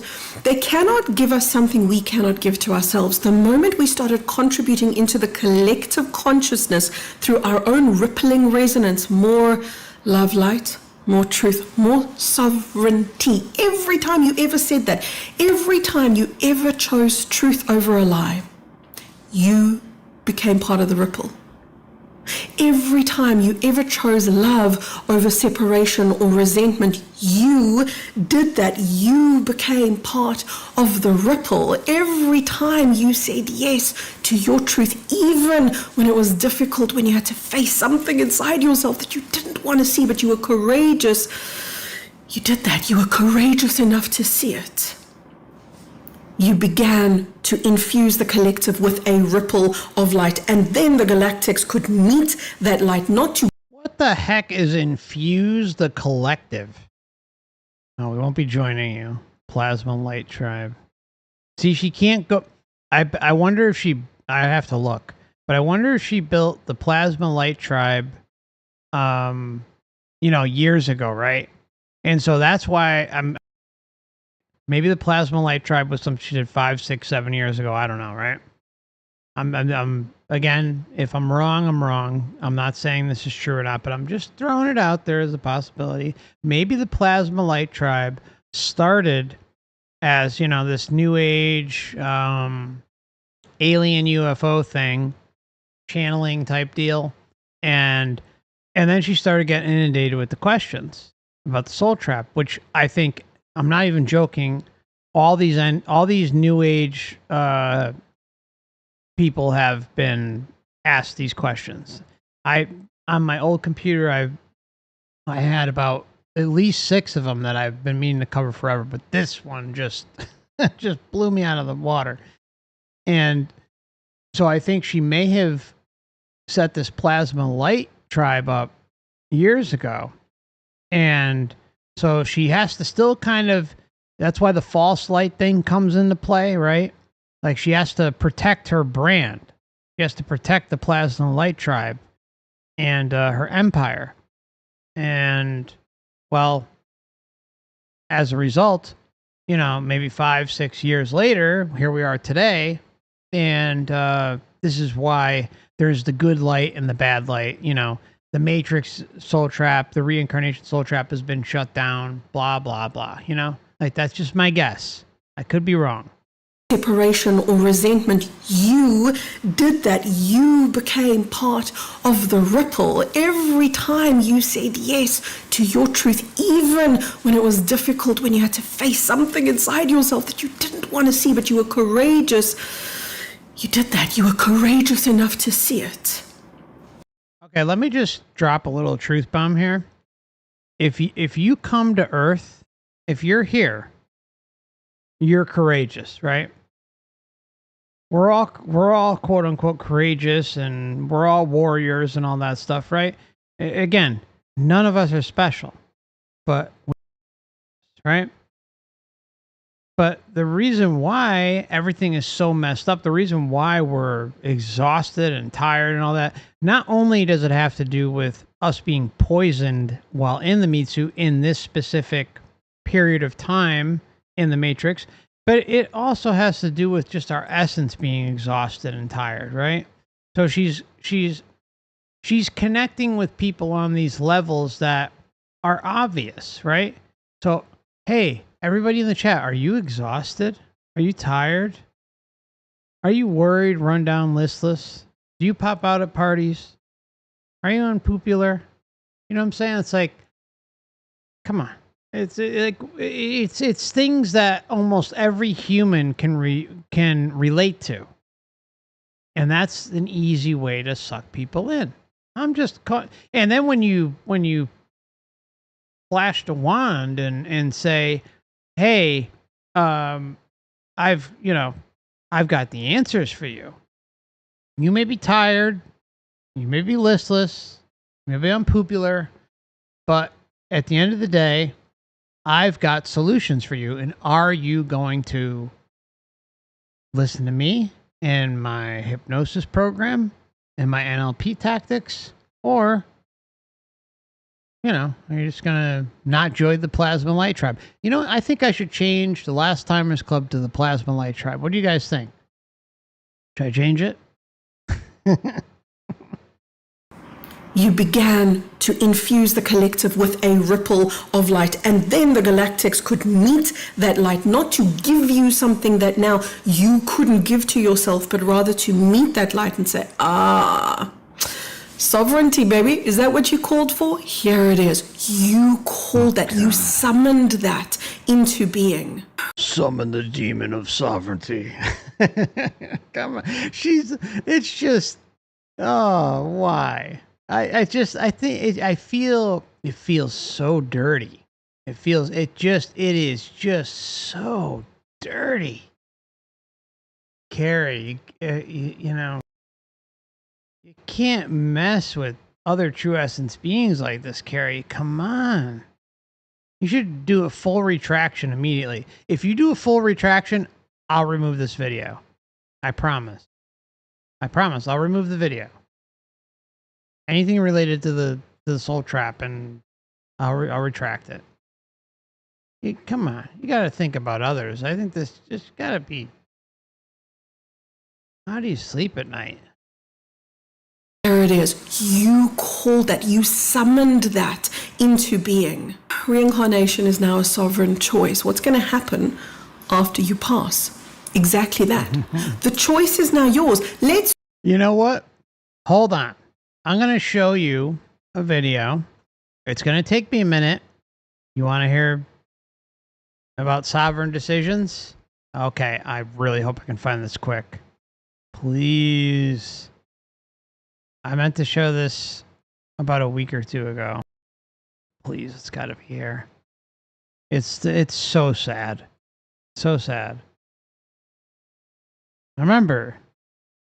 Oh, where is it?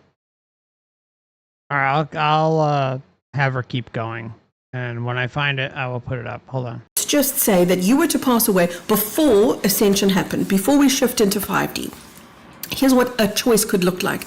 It could look like, what do you want to do? You can hang out now and wait for what you're calibrated to. And it wouldn't be a secret, it wouldn't be withheld from you. You would, at the point of passing, begin already that integration process, which is like a soul overview. And it's beautiful. I've seen those, as much as I've seen those false light processes, I've been in those original light, the true light processes to the soul overview. Oh my God. I feel like I can't do anything that takes me off of the video because there's just so much to say. Trillin, I appreciate you, brother. That's very kind of you. Gifted another 50 memberships. Thank you. Thank you. That's so kind. Everybody, pretty much everyone who's watched today gets a membership. Thank you. I appreciate you, Trillin. Thank you. Thank you. I've seen those false light processes.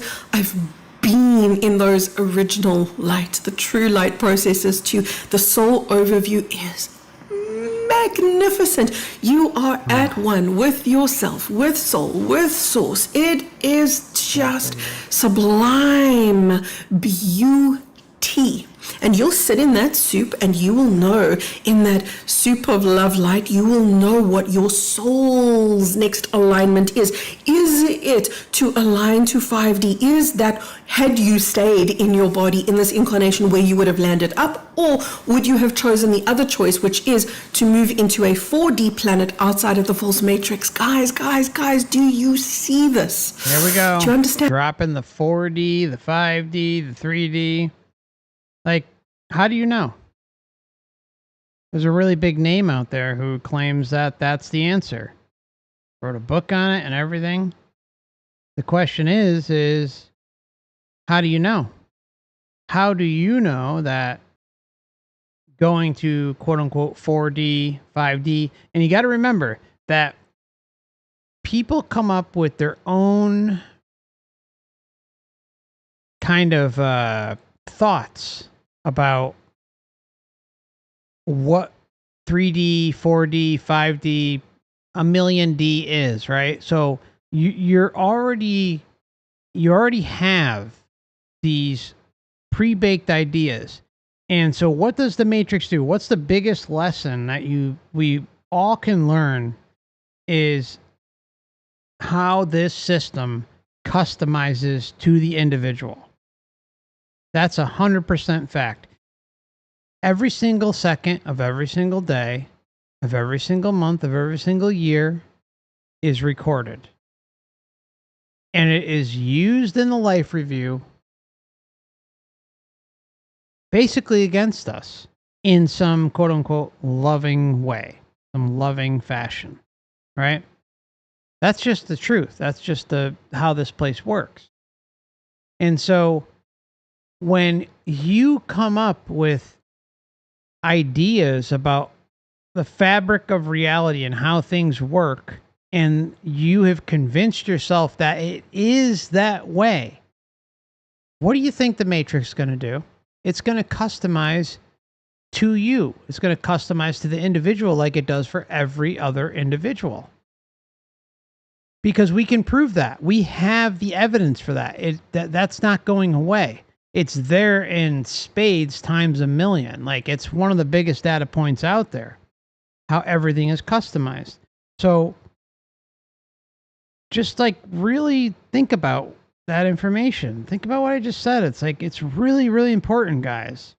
And again, I'm not trying to pretend to be a know-it-all or something like that, because one thing I realize is, like, for as much as I learn, I realize how much I don't know.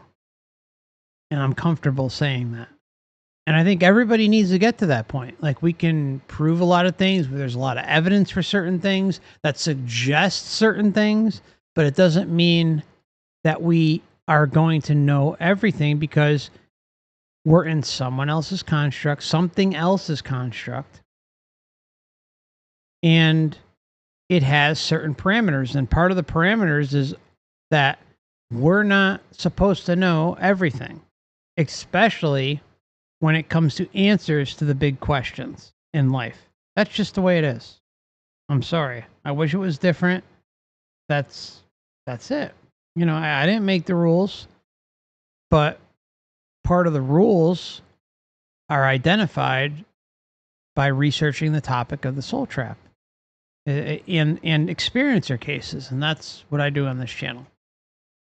that no matter what choice you make right now, because those are the two available, I'm going to go into 5D once 5D is re-established here on planet Earth, because it is. We're going to have a massive solar flare that's coming from the sun. That's going to be a solar flash that begins and originates 5D on our planet. So you can say, no, I'm going to hang back and wait for that, and you will. It's not that many years off. That's what you're going to do. And I know it could be months off, days off, years off, but anyway, it's not a time that must be named. It's more like an eventuality that's going to happen. So that's one choice. And another choice is, I don't feel ready yet for 5D. I'm still busy playing. I don't want false matrix anymore.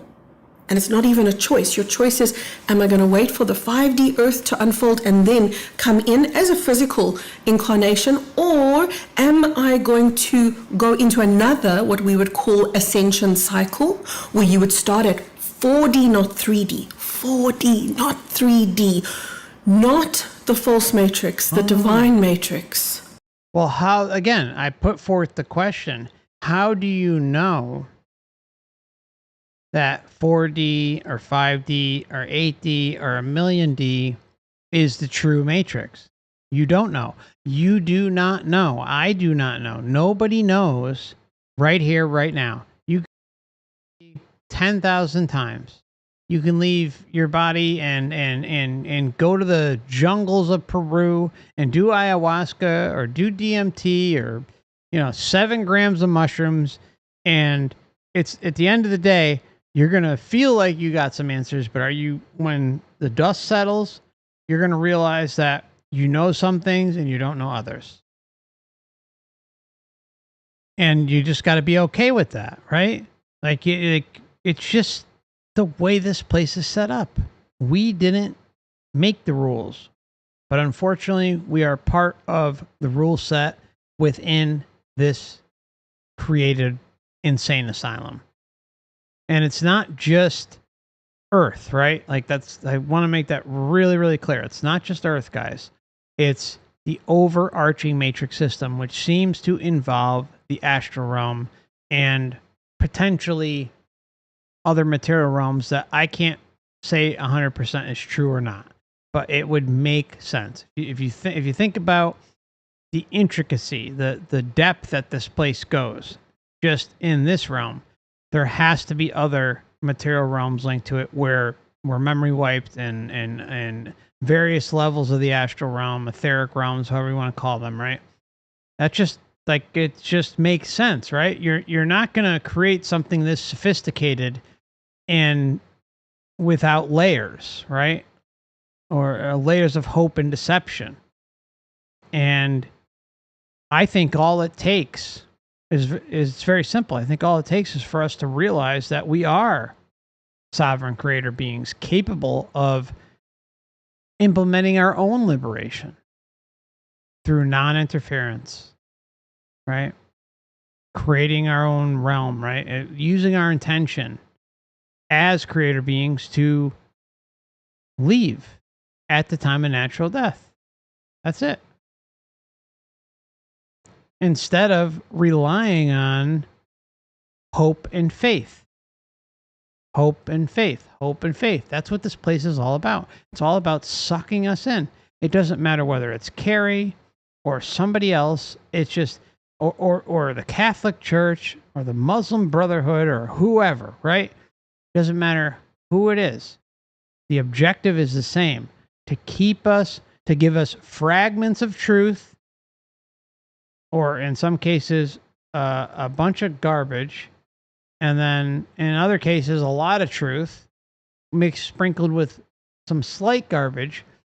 But that slight garbage seems to always lead to us giving up our sovereignty as creator beings. You get what I'm saying? That's it. It's like, again, be comfortable in the I don't know. It's, well, not comfortable. It's a horrible way to put it, but it's a reluctant acceptance. Kind of like existence, right? While you're here in the body. It's a reluctant acceptance of what is. But it's not forever, right? Not forever.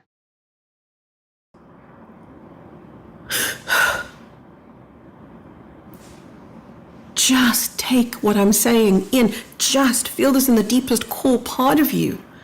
My God, no matter what choice I make, no matter where I go from here, I'm not going back into a false matrix because we're in the process of collapsing this one. Yes, there are desperate attempts right now to ensnare and entrap people so that there's a third option. That third option will be, come back into the false matrix. Wait a minute. Whoa. Let's back up the truck. Back it up. All right. So remember, she said, the unraveling of the soul trap started between 2012, 2016. Okay. And in 2025. And there are still desperate attempts to keep it going.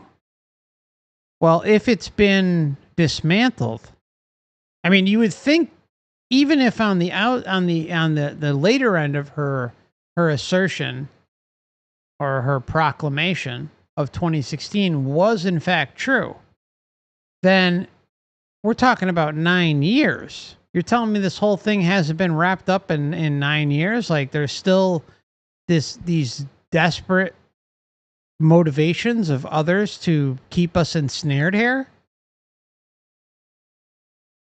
That doesn't make much sense. See, all you gotta just listen. Don't fall under the hypnosis spell that you're being subjected to. Listen to what she's saying and hear the contradictions that will come along with it. It's right there. Right there. I thought it was all shut down. I thought everything should be fine by now, right, Carrie? Now all of a sudden there's like lingering threats that we have to be worried about. I thought everything was okay. I mean, and remember, you said 2012 to 2016. 2012 means we're talking about freaking 13 years, Carrie. And that's on like the low, the extended version of your dates.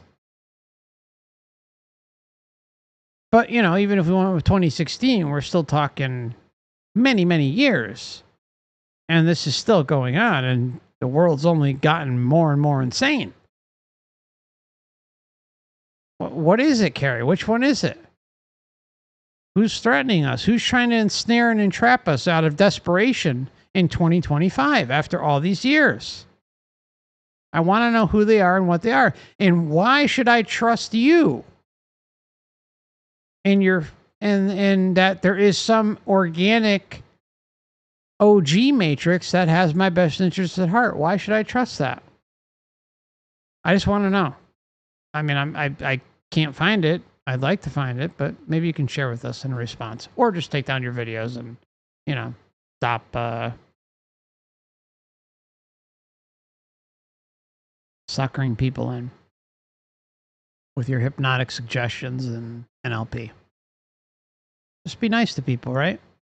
Again, you can call the alien hotline all you want. Have fun with it. When you're messing with other true essence beings and their liberation, I think it's just dirty. And the reason why I responded to this, Carrie, first, I've seen it a lot, but, these types of narratives, the soul trap shut down, the reincarnations, it's no longer a thing. Everything is, full disclosure. Everyone's getting all the information up front. There's no memory wipe anymore, blah, yada, yada, yada. This has been going on for years, Carrie. So, I know you're kind of late to the train and all that stuff, but I mean, I know you brought up the soul trap a few years ago and stuff, but, the new age train has been going on for at least 3 years about how the whole thing's been shut down. And maybe you're just kind of, connecting with your galactic overlords at this point in time to get that information. But, it's all the same stuff. And, if you want to talk about, Roswell and Area 51 and crashed alien technology and fake free energy and, channeling, the Pleiades star system and all that, go for it. Have fun. But I think when you mess with another sovereign being who is suffering, or other sovereign beings who are suffering, and they just want liberation. They want some level of reliable, quote unquote, truth to fall back on. And what you do is, it's just dirty. It is bottom of the barrel, Carrie. I can't think of anything worse.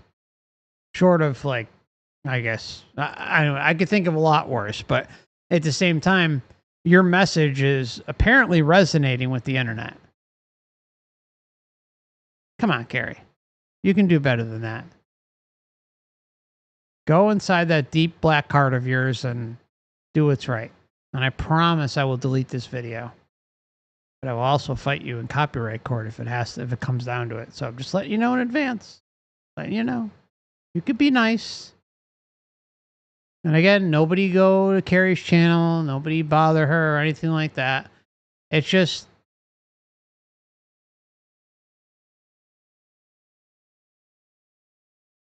Oh my God. If the things I would love to say so much more. I'm really trying to hold my breath, and sometimes I feel I'm holding back for my audience. Maybe I should extend my words. I'm holding back to my audience so that they can't hear what I have to say. Did the NLP work on you guys? Did it work? I'm not good at it, I guess. Carrie, you're top notch, girl. Top notch. Where I go from here, I'm not going back into a false matrix because we're in the process of collapsing this one. Yes. In the process. Okay, all of a sudden we're back in the process of collapsing the matrix. It's collapsing, but we're in the process.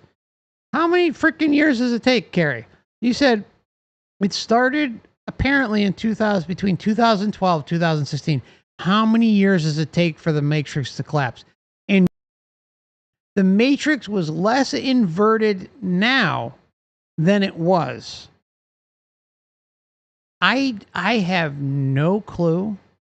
I really, you gotta, whoever's writing your scripts, I'm sure it's you, but whoever's writing your scripts, if it's you, really, that was a really stupid thing to say.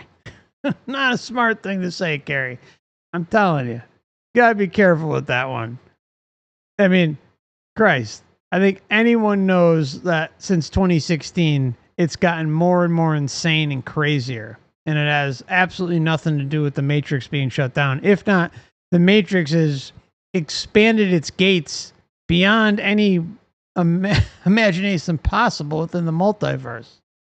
Where I go from here, I'm not going back into a false matrix because we're in the process of collapsing this one. Yes, there are desperate attempts right now. To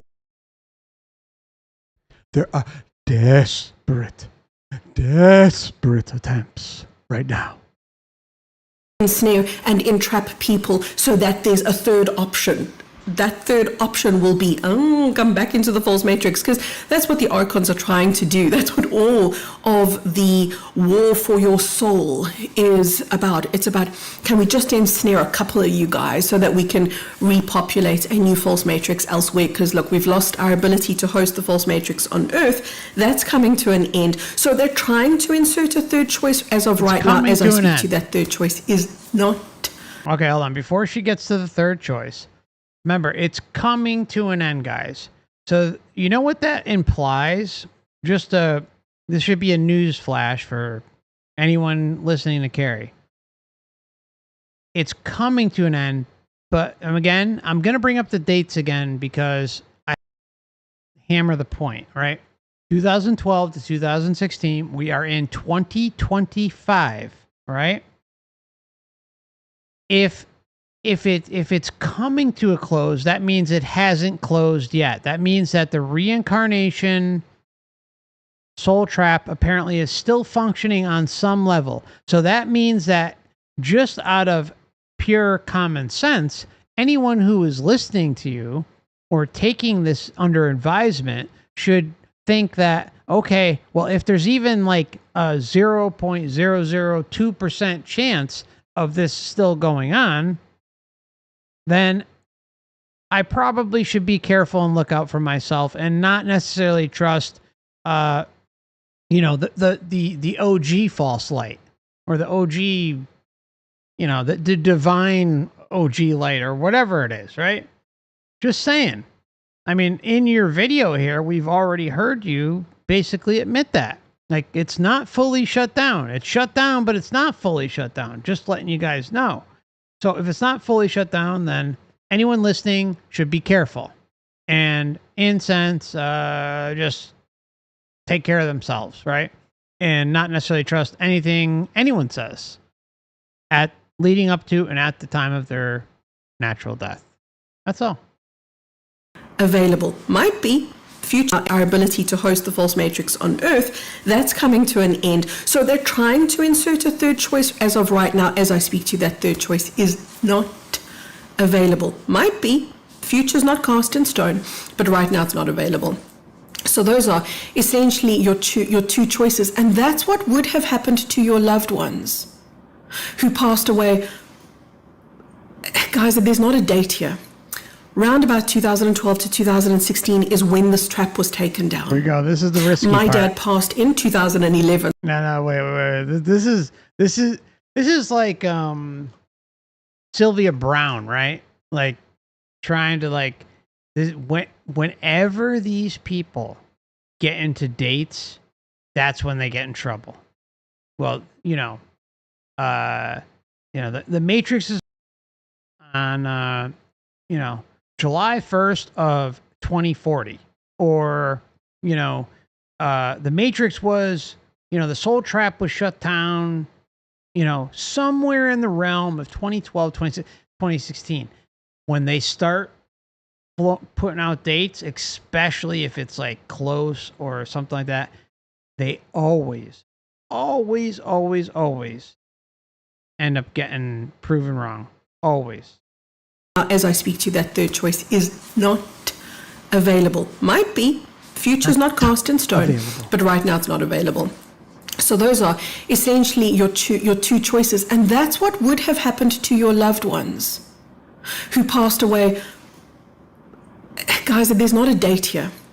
Round about 2012 to 2016 is when this trap was taken down. Oh. My dad passed in 2011. Okay, so she says somewhere in that realm it was taken down. But then, what was it? Just about like 1 or 2 minutes ago, she was saying how, there's like some remnants of it left. So that means it's not fully shut down. I'm sorry, I know I'm pausing a lot, but with hypnosis and NLP, you got to be on top of these folks. Like they can let all sorts of things slide. 2012 to 2016 is when this trap was taken down. My dad passed in 2011, so it was actually before that trap was taken down. It was a very progressive, it wasn't like overnight, bam, it's done. It was an arduous, long process. That's why I say from around about 2012 to 2016. Now, here's an example. My dad passed in 2011, I think. And did you hear that? When I was first, guys, when I was first listening to this video, I had to rewind it 3 times. This is like bullshit detecting 101. Say about her father. I think he passed. Before that trap was taken down. It was a very progressive, it wasn't like overnight, bam, it's done. It was an arduous, long process. That's why I say from around about 2012 to 2016. Now, here's an example. My dad passed in 2011, I think. In 2011, I think. It was an arduous process to shut it down and all that stuff. But then you were just speaking in present terms like a few minutes ago, saying that, there's still some remnants of parasitic going on to keep us here. Which one is it? And, you know, my father died. I know the year he died. I know the month. I know the day. Like, I know it. Like, that's not something you forget. Okay? Weird. Just saying. I don't know. I don't know about you. You know, maybe your relationship was difficult. I don't know. But I'm just pointing that out. Still think she would know. Most people would, almost everyone would know. It was an arduous, long process. That's why I say from around about 2012 to 2016. Now, here's an example. My dad passed in 2011, I think, and he hung back and managed to wait out the downfall of that reincarnation trap. So there's nothing cast in stone. Why? Because each soul has its own choice and its own path. This is what sovereignty is. Sorry, in the case of my dad, just using that as an example, the trap was in the beginning throes of coming down, and his...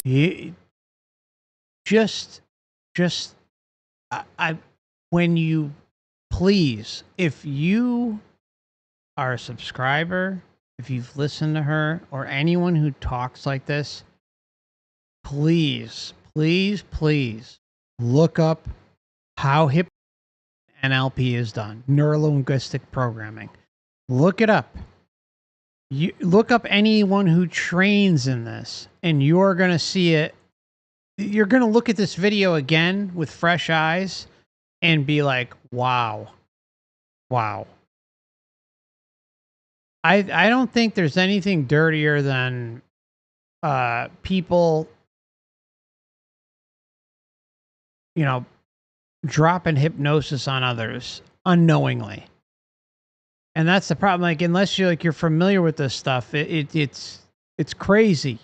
It's just not right. Like, you don't do that to people. Like, again, like, I do this once in a while. You know, I get animated here and there, but, you know, like, it's not, you know, it's just my personality. But, like, when you see someone who's actively trying to hypnotize you and drop NLP bombs on you, it is a sight to be seen. And a lot of these spiritual teachers are like that. If you think about someone you can look up who's really good at this, and she is someone in the same kind of category, but not as obvious. I mean, she's obvious, but she's not. I mean, when you're comparing... Okay, so Osho. If you look up Osho, and the way he talks, he goes... like, it's almost like he's a snake. Like, his words end with like, oh, you are a sovereign being. You're a sovereign being. You know, like everything is pronounced like almost like a snake. Like, it's hypnotic. It gets you into this mindset where you get sucked in. And then when you combine like the hand movements or the this, you know what I'm saying? Like, anything that's like overly pronounced. You see politicians do this all the time. You think that's like some sort of like it's just a coincidence? No. They trained in how to hypnotize the public. Trump is really good at it, and I don't even know if he's doing it on purpose. Like, it's like, I think in some degree, Obama was really good at it too. Like, Obama absolutely was doing that on the public, and I think Trump was trained in it very well too. But yeah, both of them. There, but just listen to the way. Listen to, you got the hand movements and the stretched out words, right? Like, and this has been going on the whole video, right? But like, I like the really clear examples, because then you see it, like, and you say, oh, okay, so that's part of the tactic. And go and cross-reference it with a hypnotist or NLP teacher. You can just look on YouTube videos. You'll see it. It'll be right there. Back and managed to wait out the downfall of that reincarnation. Downfall. So what that's doing, downfall. So it's giving you a visual. Things are going down, you know, pay attention to my hand in combination with my words, and get sucked into what I'm saying. Trap. So there's nothing cast in stone. Why? Because each soul Each soul has its own choice and its own path. This is what sovereignty is. So in the case of my dad, just using that as an example, the trap was in the beginning throes of coming down, and his soul was able to obviously differentiate between false light enough to just hold back, to wait for that opening into the organic divine matrix, which is what we are in the process of stepping in. Into the organic divine matrix, which we are in the step of walking into or stepping into. We are in the process of it. So the process has yet to complete, yet I should trust that this information is true and accurate. I don't know. I mean, if you watch the whole video, she's doing the hands and the gestures in combination with the vocals in an effort to hypnotize you. It's insane. Like, she's really, really good at it. Carrie, again, you are really well trained. Whoever the hell taught you, and you've been doing that. You're really good. Into now. At the point of ascension, this is also something supremely important, beautiful, and powerful. The ones that you lost, you didn't lose anyone. The loved ones that passed away rejoin you, or have the choice to rejoin you. Those who passed away still in that period where the trap was operating, they've gone probably. But remember, each soul makes its own choice here. So I'm not making a blanket statement and saying this is how it was for everyone. They've probably gone back into the reincarnation cycle, but as we hit that ascension point, they then almost wake up. That's what happens to all of us. We wake up. Whoa, wait a minute. I thought things were closed down according to the video earlier, right? The amount of contradictions in this video, like, it's hard to keep up with. But you got to remember, earlier on in the video, she was saying how, like, hey, things are shut down, everything's fine, it's good. Now, she's tugging at the heartstrings of those who have lost parents, or those who have lost loved ones. And what she's doing is she's trying to connect with them, right? Like, she knows that a portion of her audience, like, when some like people who seek spiritual guidance, often there's a catalyst that leads to it, and it's usually something with trauma, right?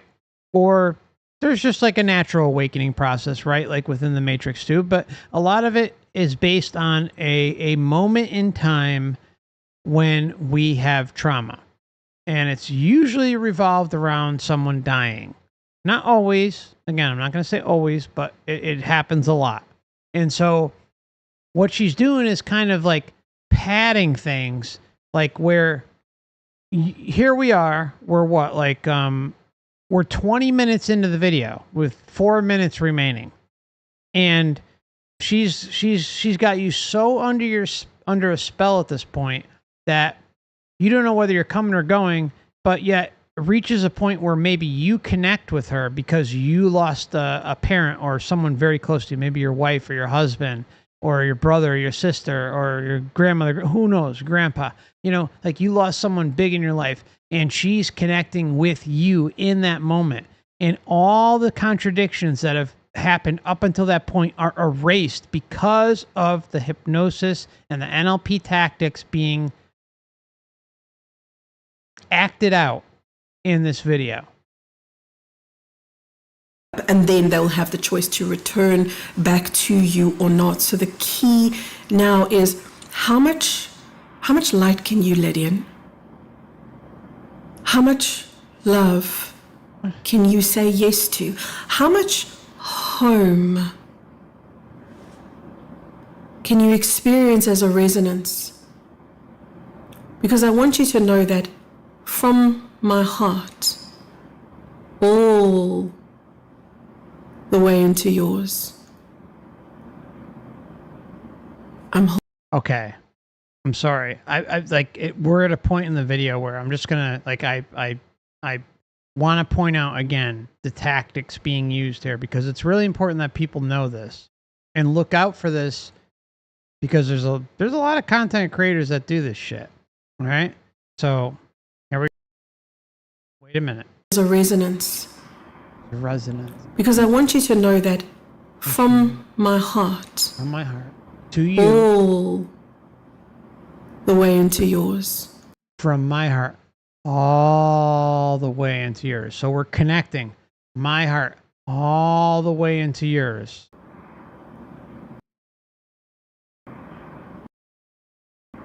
I'm holding you in so much love. I'm holding you in so much love. I'm sharing this moment with you. It's a moment of celebration. It's a moment of recalibration. It's a moment of witnessing the power of... It's a moment of recalibration within your head to believe every word that I'm saying and completely flush out any sort of sovereign decision making that you may make as an individual. You are trusting me, from my heart to yours.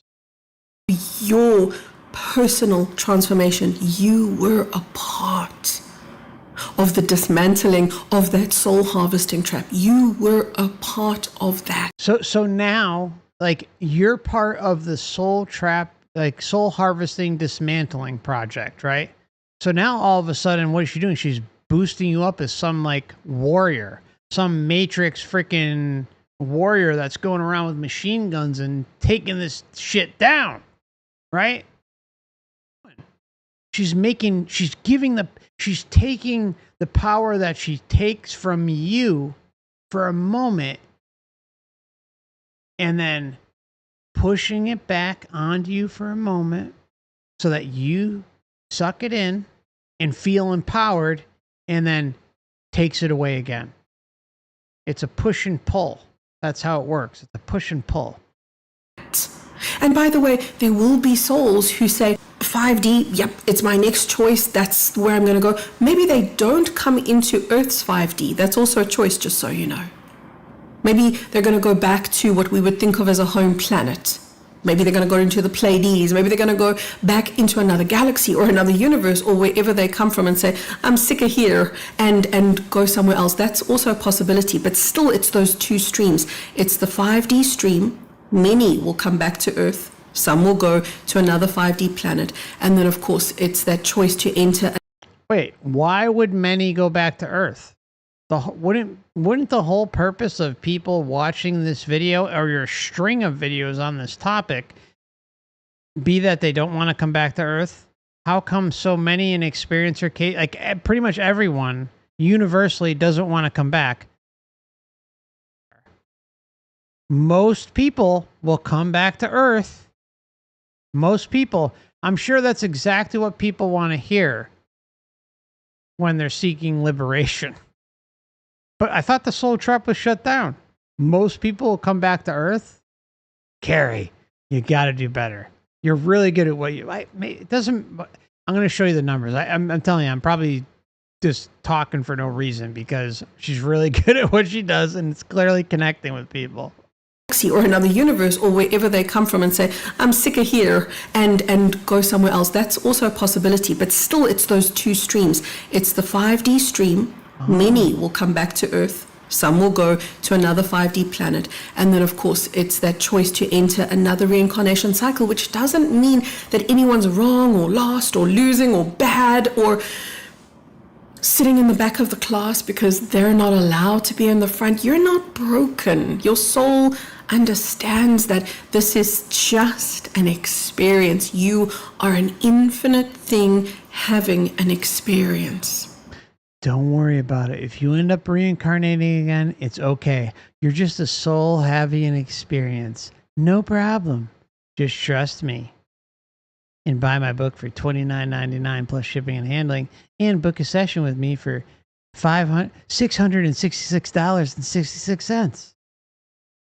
Every choice that you make is a choice that ripples back to the light that you came from.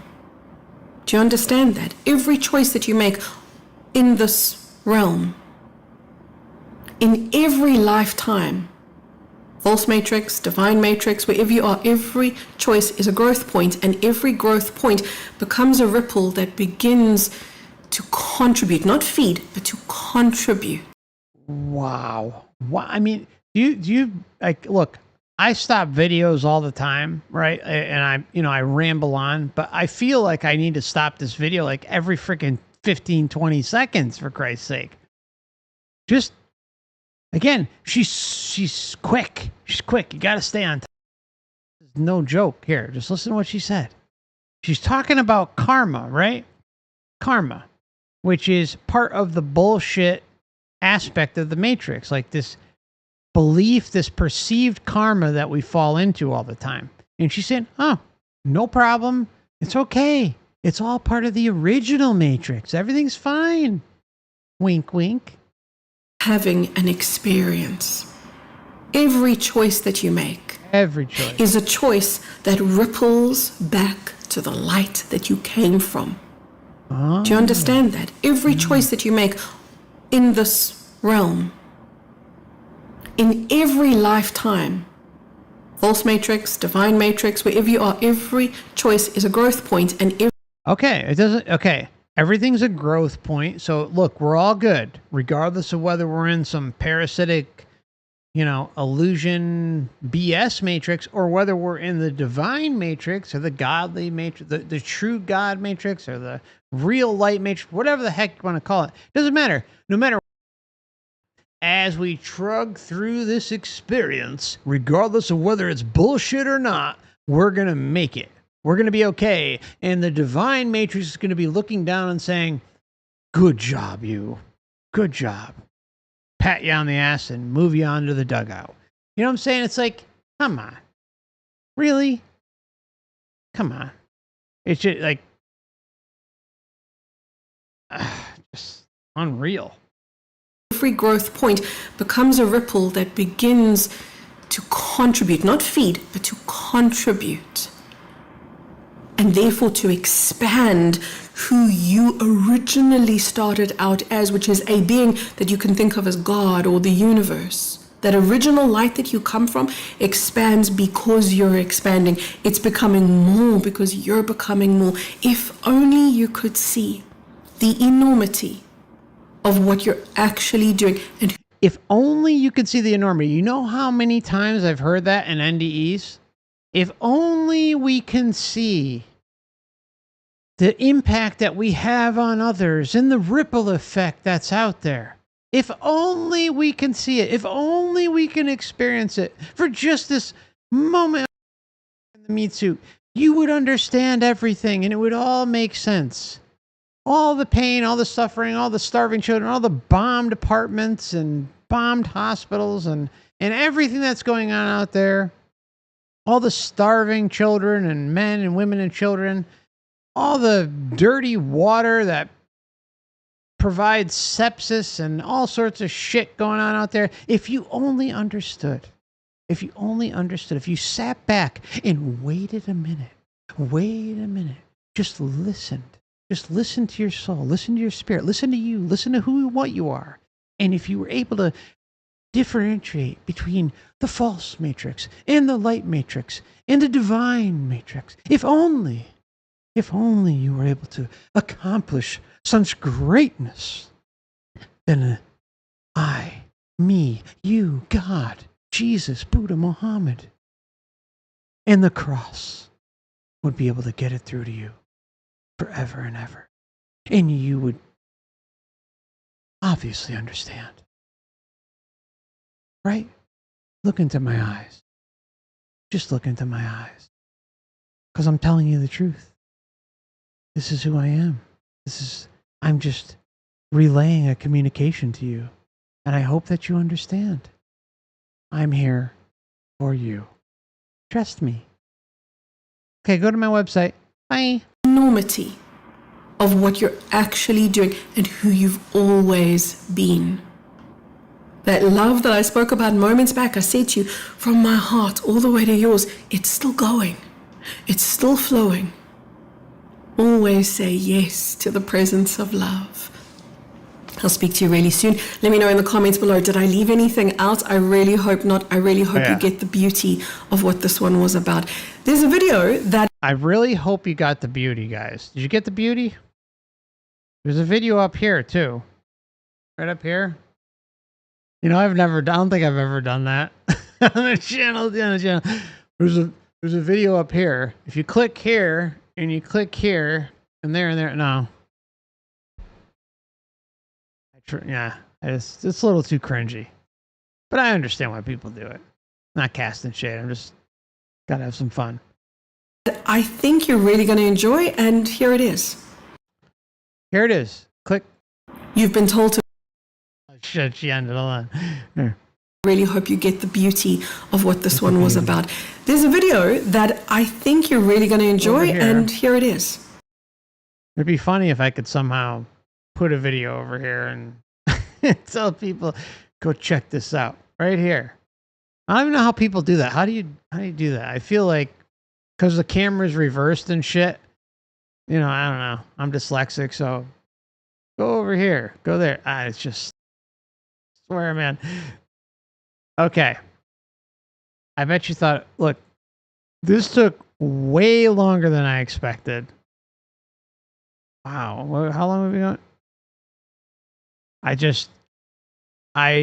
The one thing I can't stand is when I am being, when someone is trying to cast hypnosis and NLP on me without my knowledge. You know?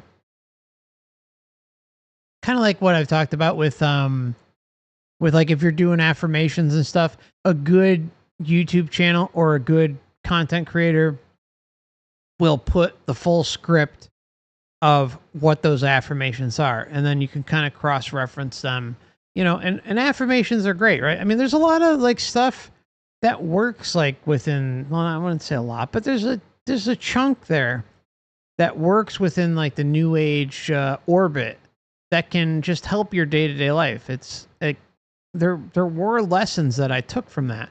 But when you prey on people, when you do the things that you do like that, Carrie, it's just dirty. Just dirty. So before we close things off, I was going to play a game on the gaming channel. I don't know if I am at this point, but I want to show you her channel. I want to show you what kind of traction she's getting. I actually may do this because there's so much. And it, you know, I think it's about time this topic was brought up. You just bear with me one moment while I do this. No, ignore the clock. Okay. Just bear with me one moment. I'm going to get this up here. Actually, I'm going to attempt to get it up. Where the hell did it go?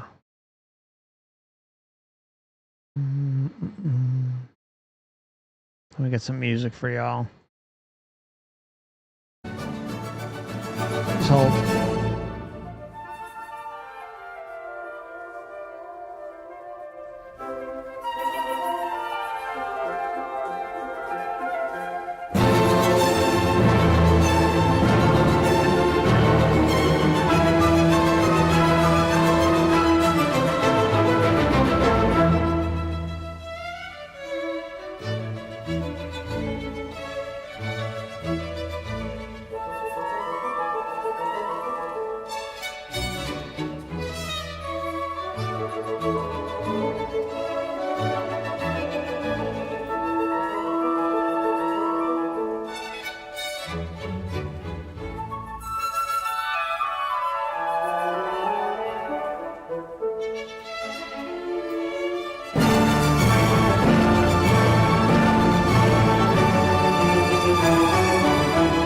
Play this during my hypnosis tracks, right? You think it'll work?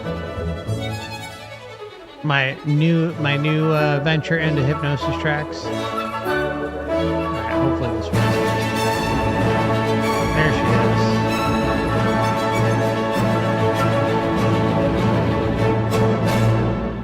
Alright, so here we go.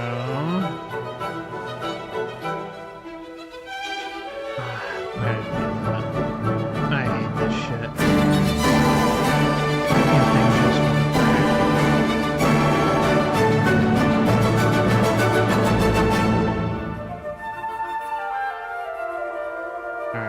Here we go. Alright, so I want to show you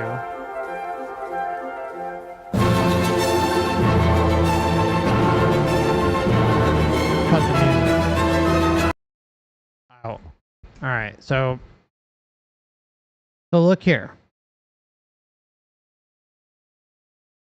Coming in all right for you guys. Yeah, that's good. Okay. All right. So she's got 121,000 subscribers. And her oldest videos is 7 years old. Which, you know, and then it seems like she picked up about 3 years ago. Got a live tab. And her live streams go back 5 years. Okay? But if you look in her latest, this is like a lot of soul trap content. Like, see, like this is another video I was going to cover. The Anunnaki are leaving. Here's why. You can see that. See, right away with the NLP, right away with the hypnotic suggestions. There's a disturbance in the field. See, guys? See the fields here? The fields right here. And I'm doing this right here to make sure that the disturbance actually happens. Okay? See the fields right here. Right here. And this is my right hand is the disturbance. And it's going, eh. You know what I'm saying? See, the light was a trap. Oh, see, like everything is NLP. Everything. Hypnotic. Battle for our skies. Oh, the battle's coming within. And the veil is gone and the great ones are returning. Okay, so the veil's been snapped. The veil is gone. That's what she's saying. The veil is gone. That means what? The veil of forgetfulness? Does that mean the veil between the human meat suit and its true essence self that is trying to break free and connect with itself and potentially others to have some sort of streamlined communication with itself and maybe others? We broke the code. The Anunnaki are leaving. They're leaving. They're taking off. So, but look at this. So the veil is gone. She just posted this 18 hours ago. 61,000 views. What is really happening after death? Exposing the soul trap and the hijacked reincarnation trap. 86,000 in 3 weeks. 86,000. The interference wave. Why you've been feeling unsettled. See, like, this is such, like, disturbance in the field. Like, that's such a... whatever. I'm not going to say it. I'm going to be nice at this point. And then the Anunnaki are leaving. Here's why. 201,000 views in the last month. Healing the same thing over and over and over again. Repeating the same patterns. 33,000 views.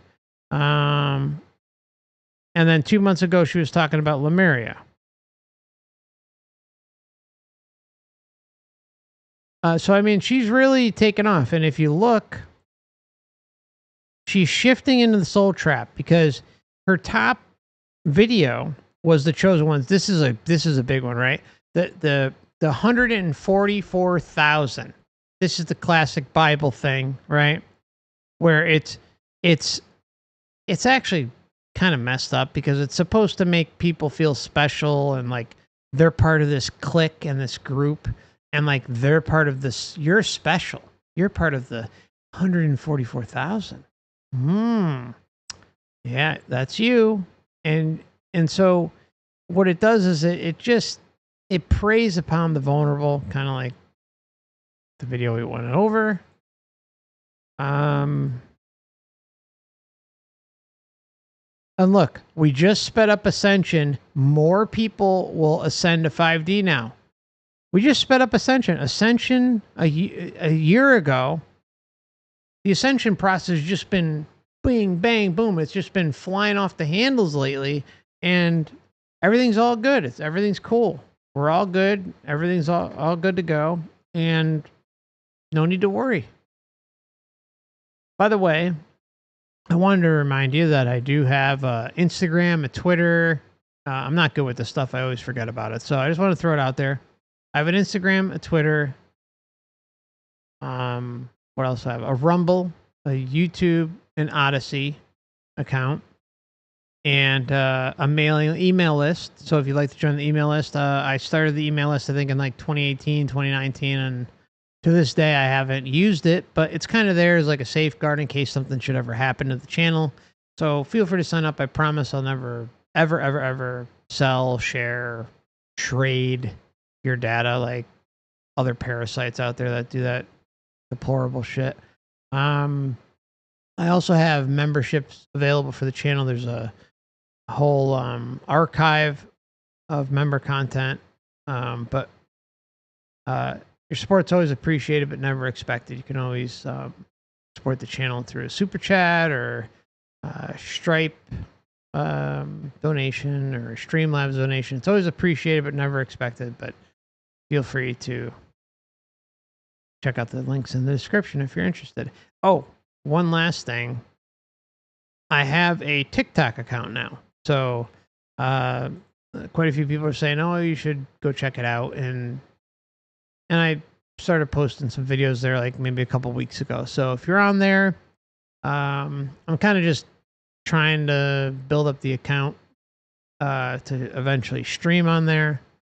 But, you know, my personal opinion, you know, everybody kind of knows what TikTok's all about. Be careful. Let's see. Dave says with the super chat, very kind. Dave Roman says, always great work, Mark. Thank you so much. I appreciate you, Dave. Very kind of you, brother. And yeah, so what I'll do is I'm going to take about 5 or 10 minutes break, and then I'm going to head on over to the gaming channel. I don't know if any of you saw. I'm going to try to pop a link. I'm just so bad with this self-promotion stuff. But I normally don't push my gaming channel much, but in this case, I'm going to mention it because I think it's important. And if you could please hit the like button if you're heading out, I'd greatly appreciate it. It does help the channel. And maybe even leave a comment after the stream. Small things like that do help the channel. It's always appreciated. But there's a game called Nobody Likes to Die. And let me tell you, I think we're in for massive truth bombs. It's got like quite a bit going on with it. Go. And you're gonna, let me just read you the description. You can kind of hear it for yourself. Lose yourself in the world of New York City, or New York, in 2329, where immortality comes at a price that someone has to pay. Following a near-death experience, Detective James Cara takes an off-the-books case from his chief, with only the help of a young police liaison, Sarah Kai, to assist him. Time reveals all as they risk everything in pursuit of the killer, uncovering the dark secrets of the city's elite. Experience a noir adventure in an alternate future of New York City in 2329. Technology is advanced to offer humans eternal life, allowing consciousness to be stored in memory banks or transferred from one body to another. That is, if you can afford the subscription. So I'm going to drop a link in the chat for you. But I also, if you click the link and hit the notify me button, you'll be able to not only check out the video, but you can also check out the trailer. I left the trailer in there if you want to check it out. So, yeah. So I'm going to head on over to the gaming channel. Give me about 5-10 minutes. I'm going to connect the stream within, the next 3-4 minutes.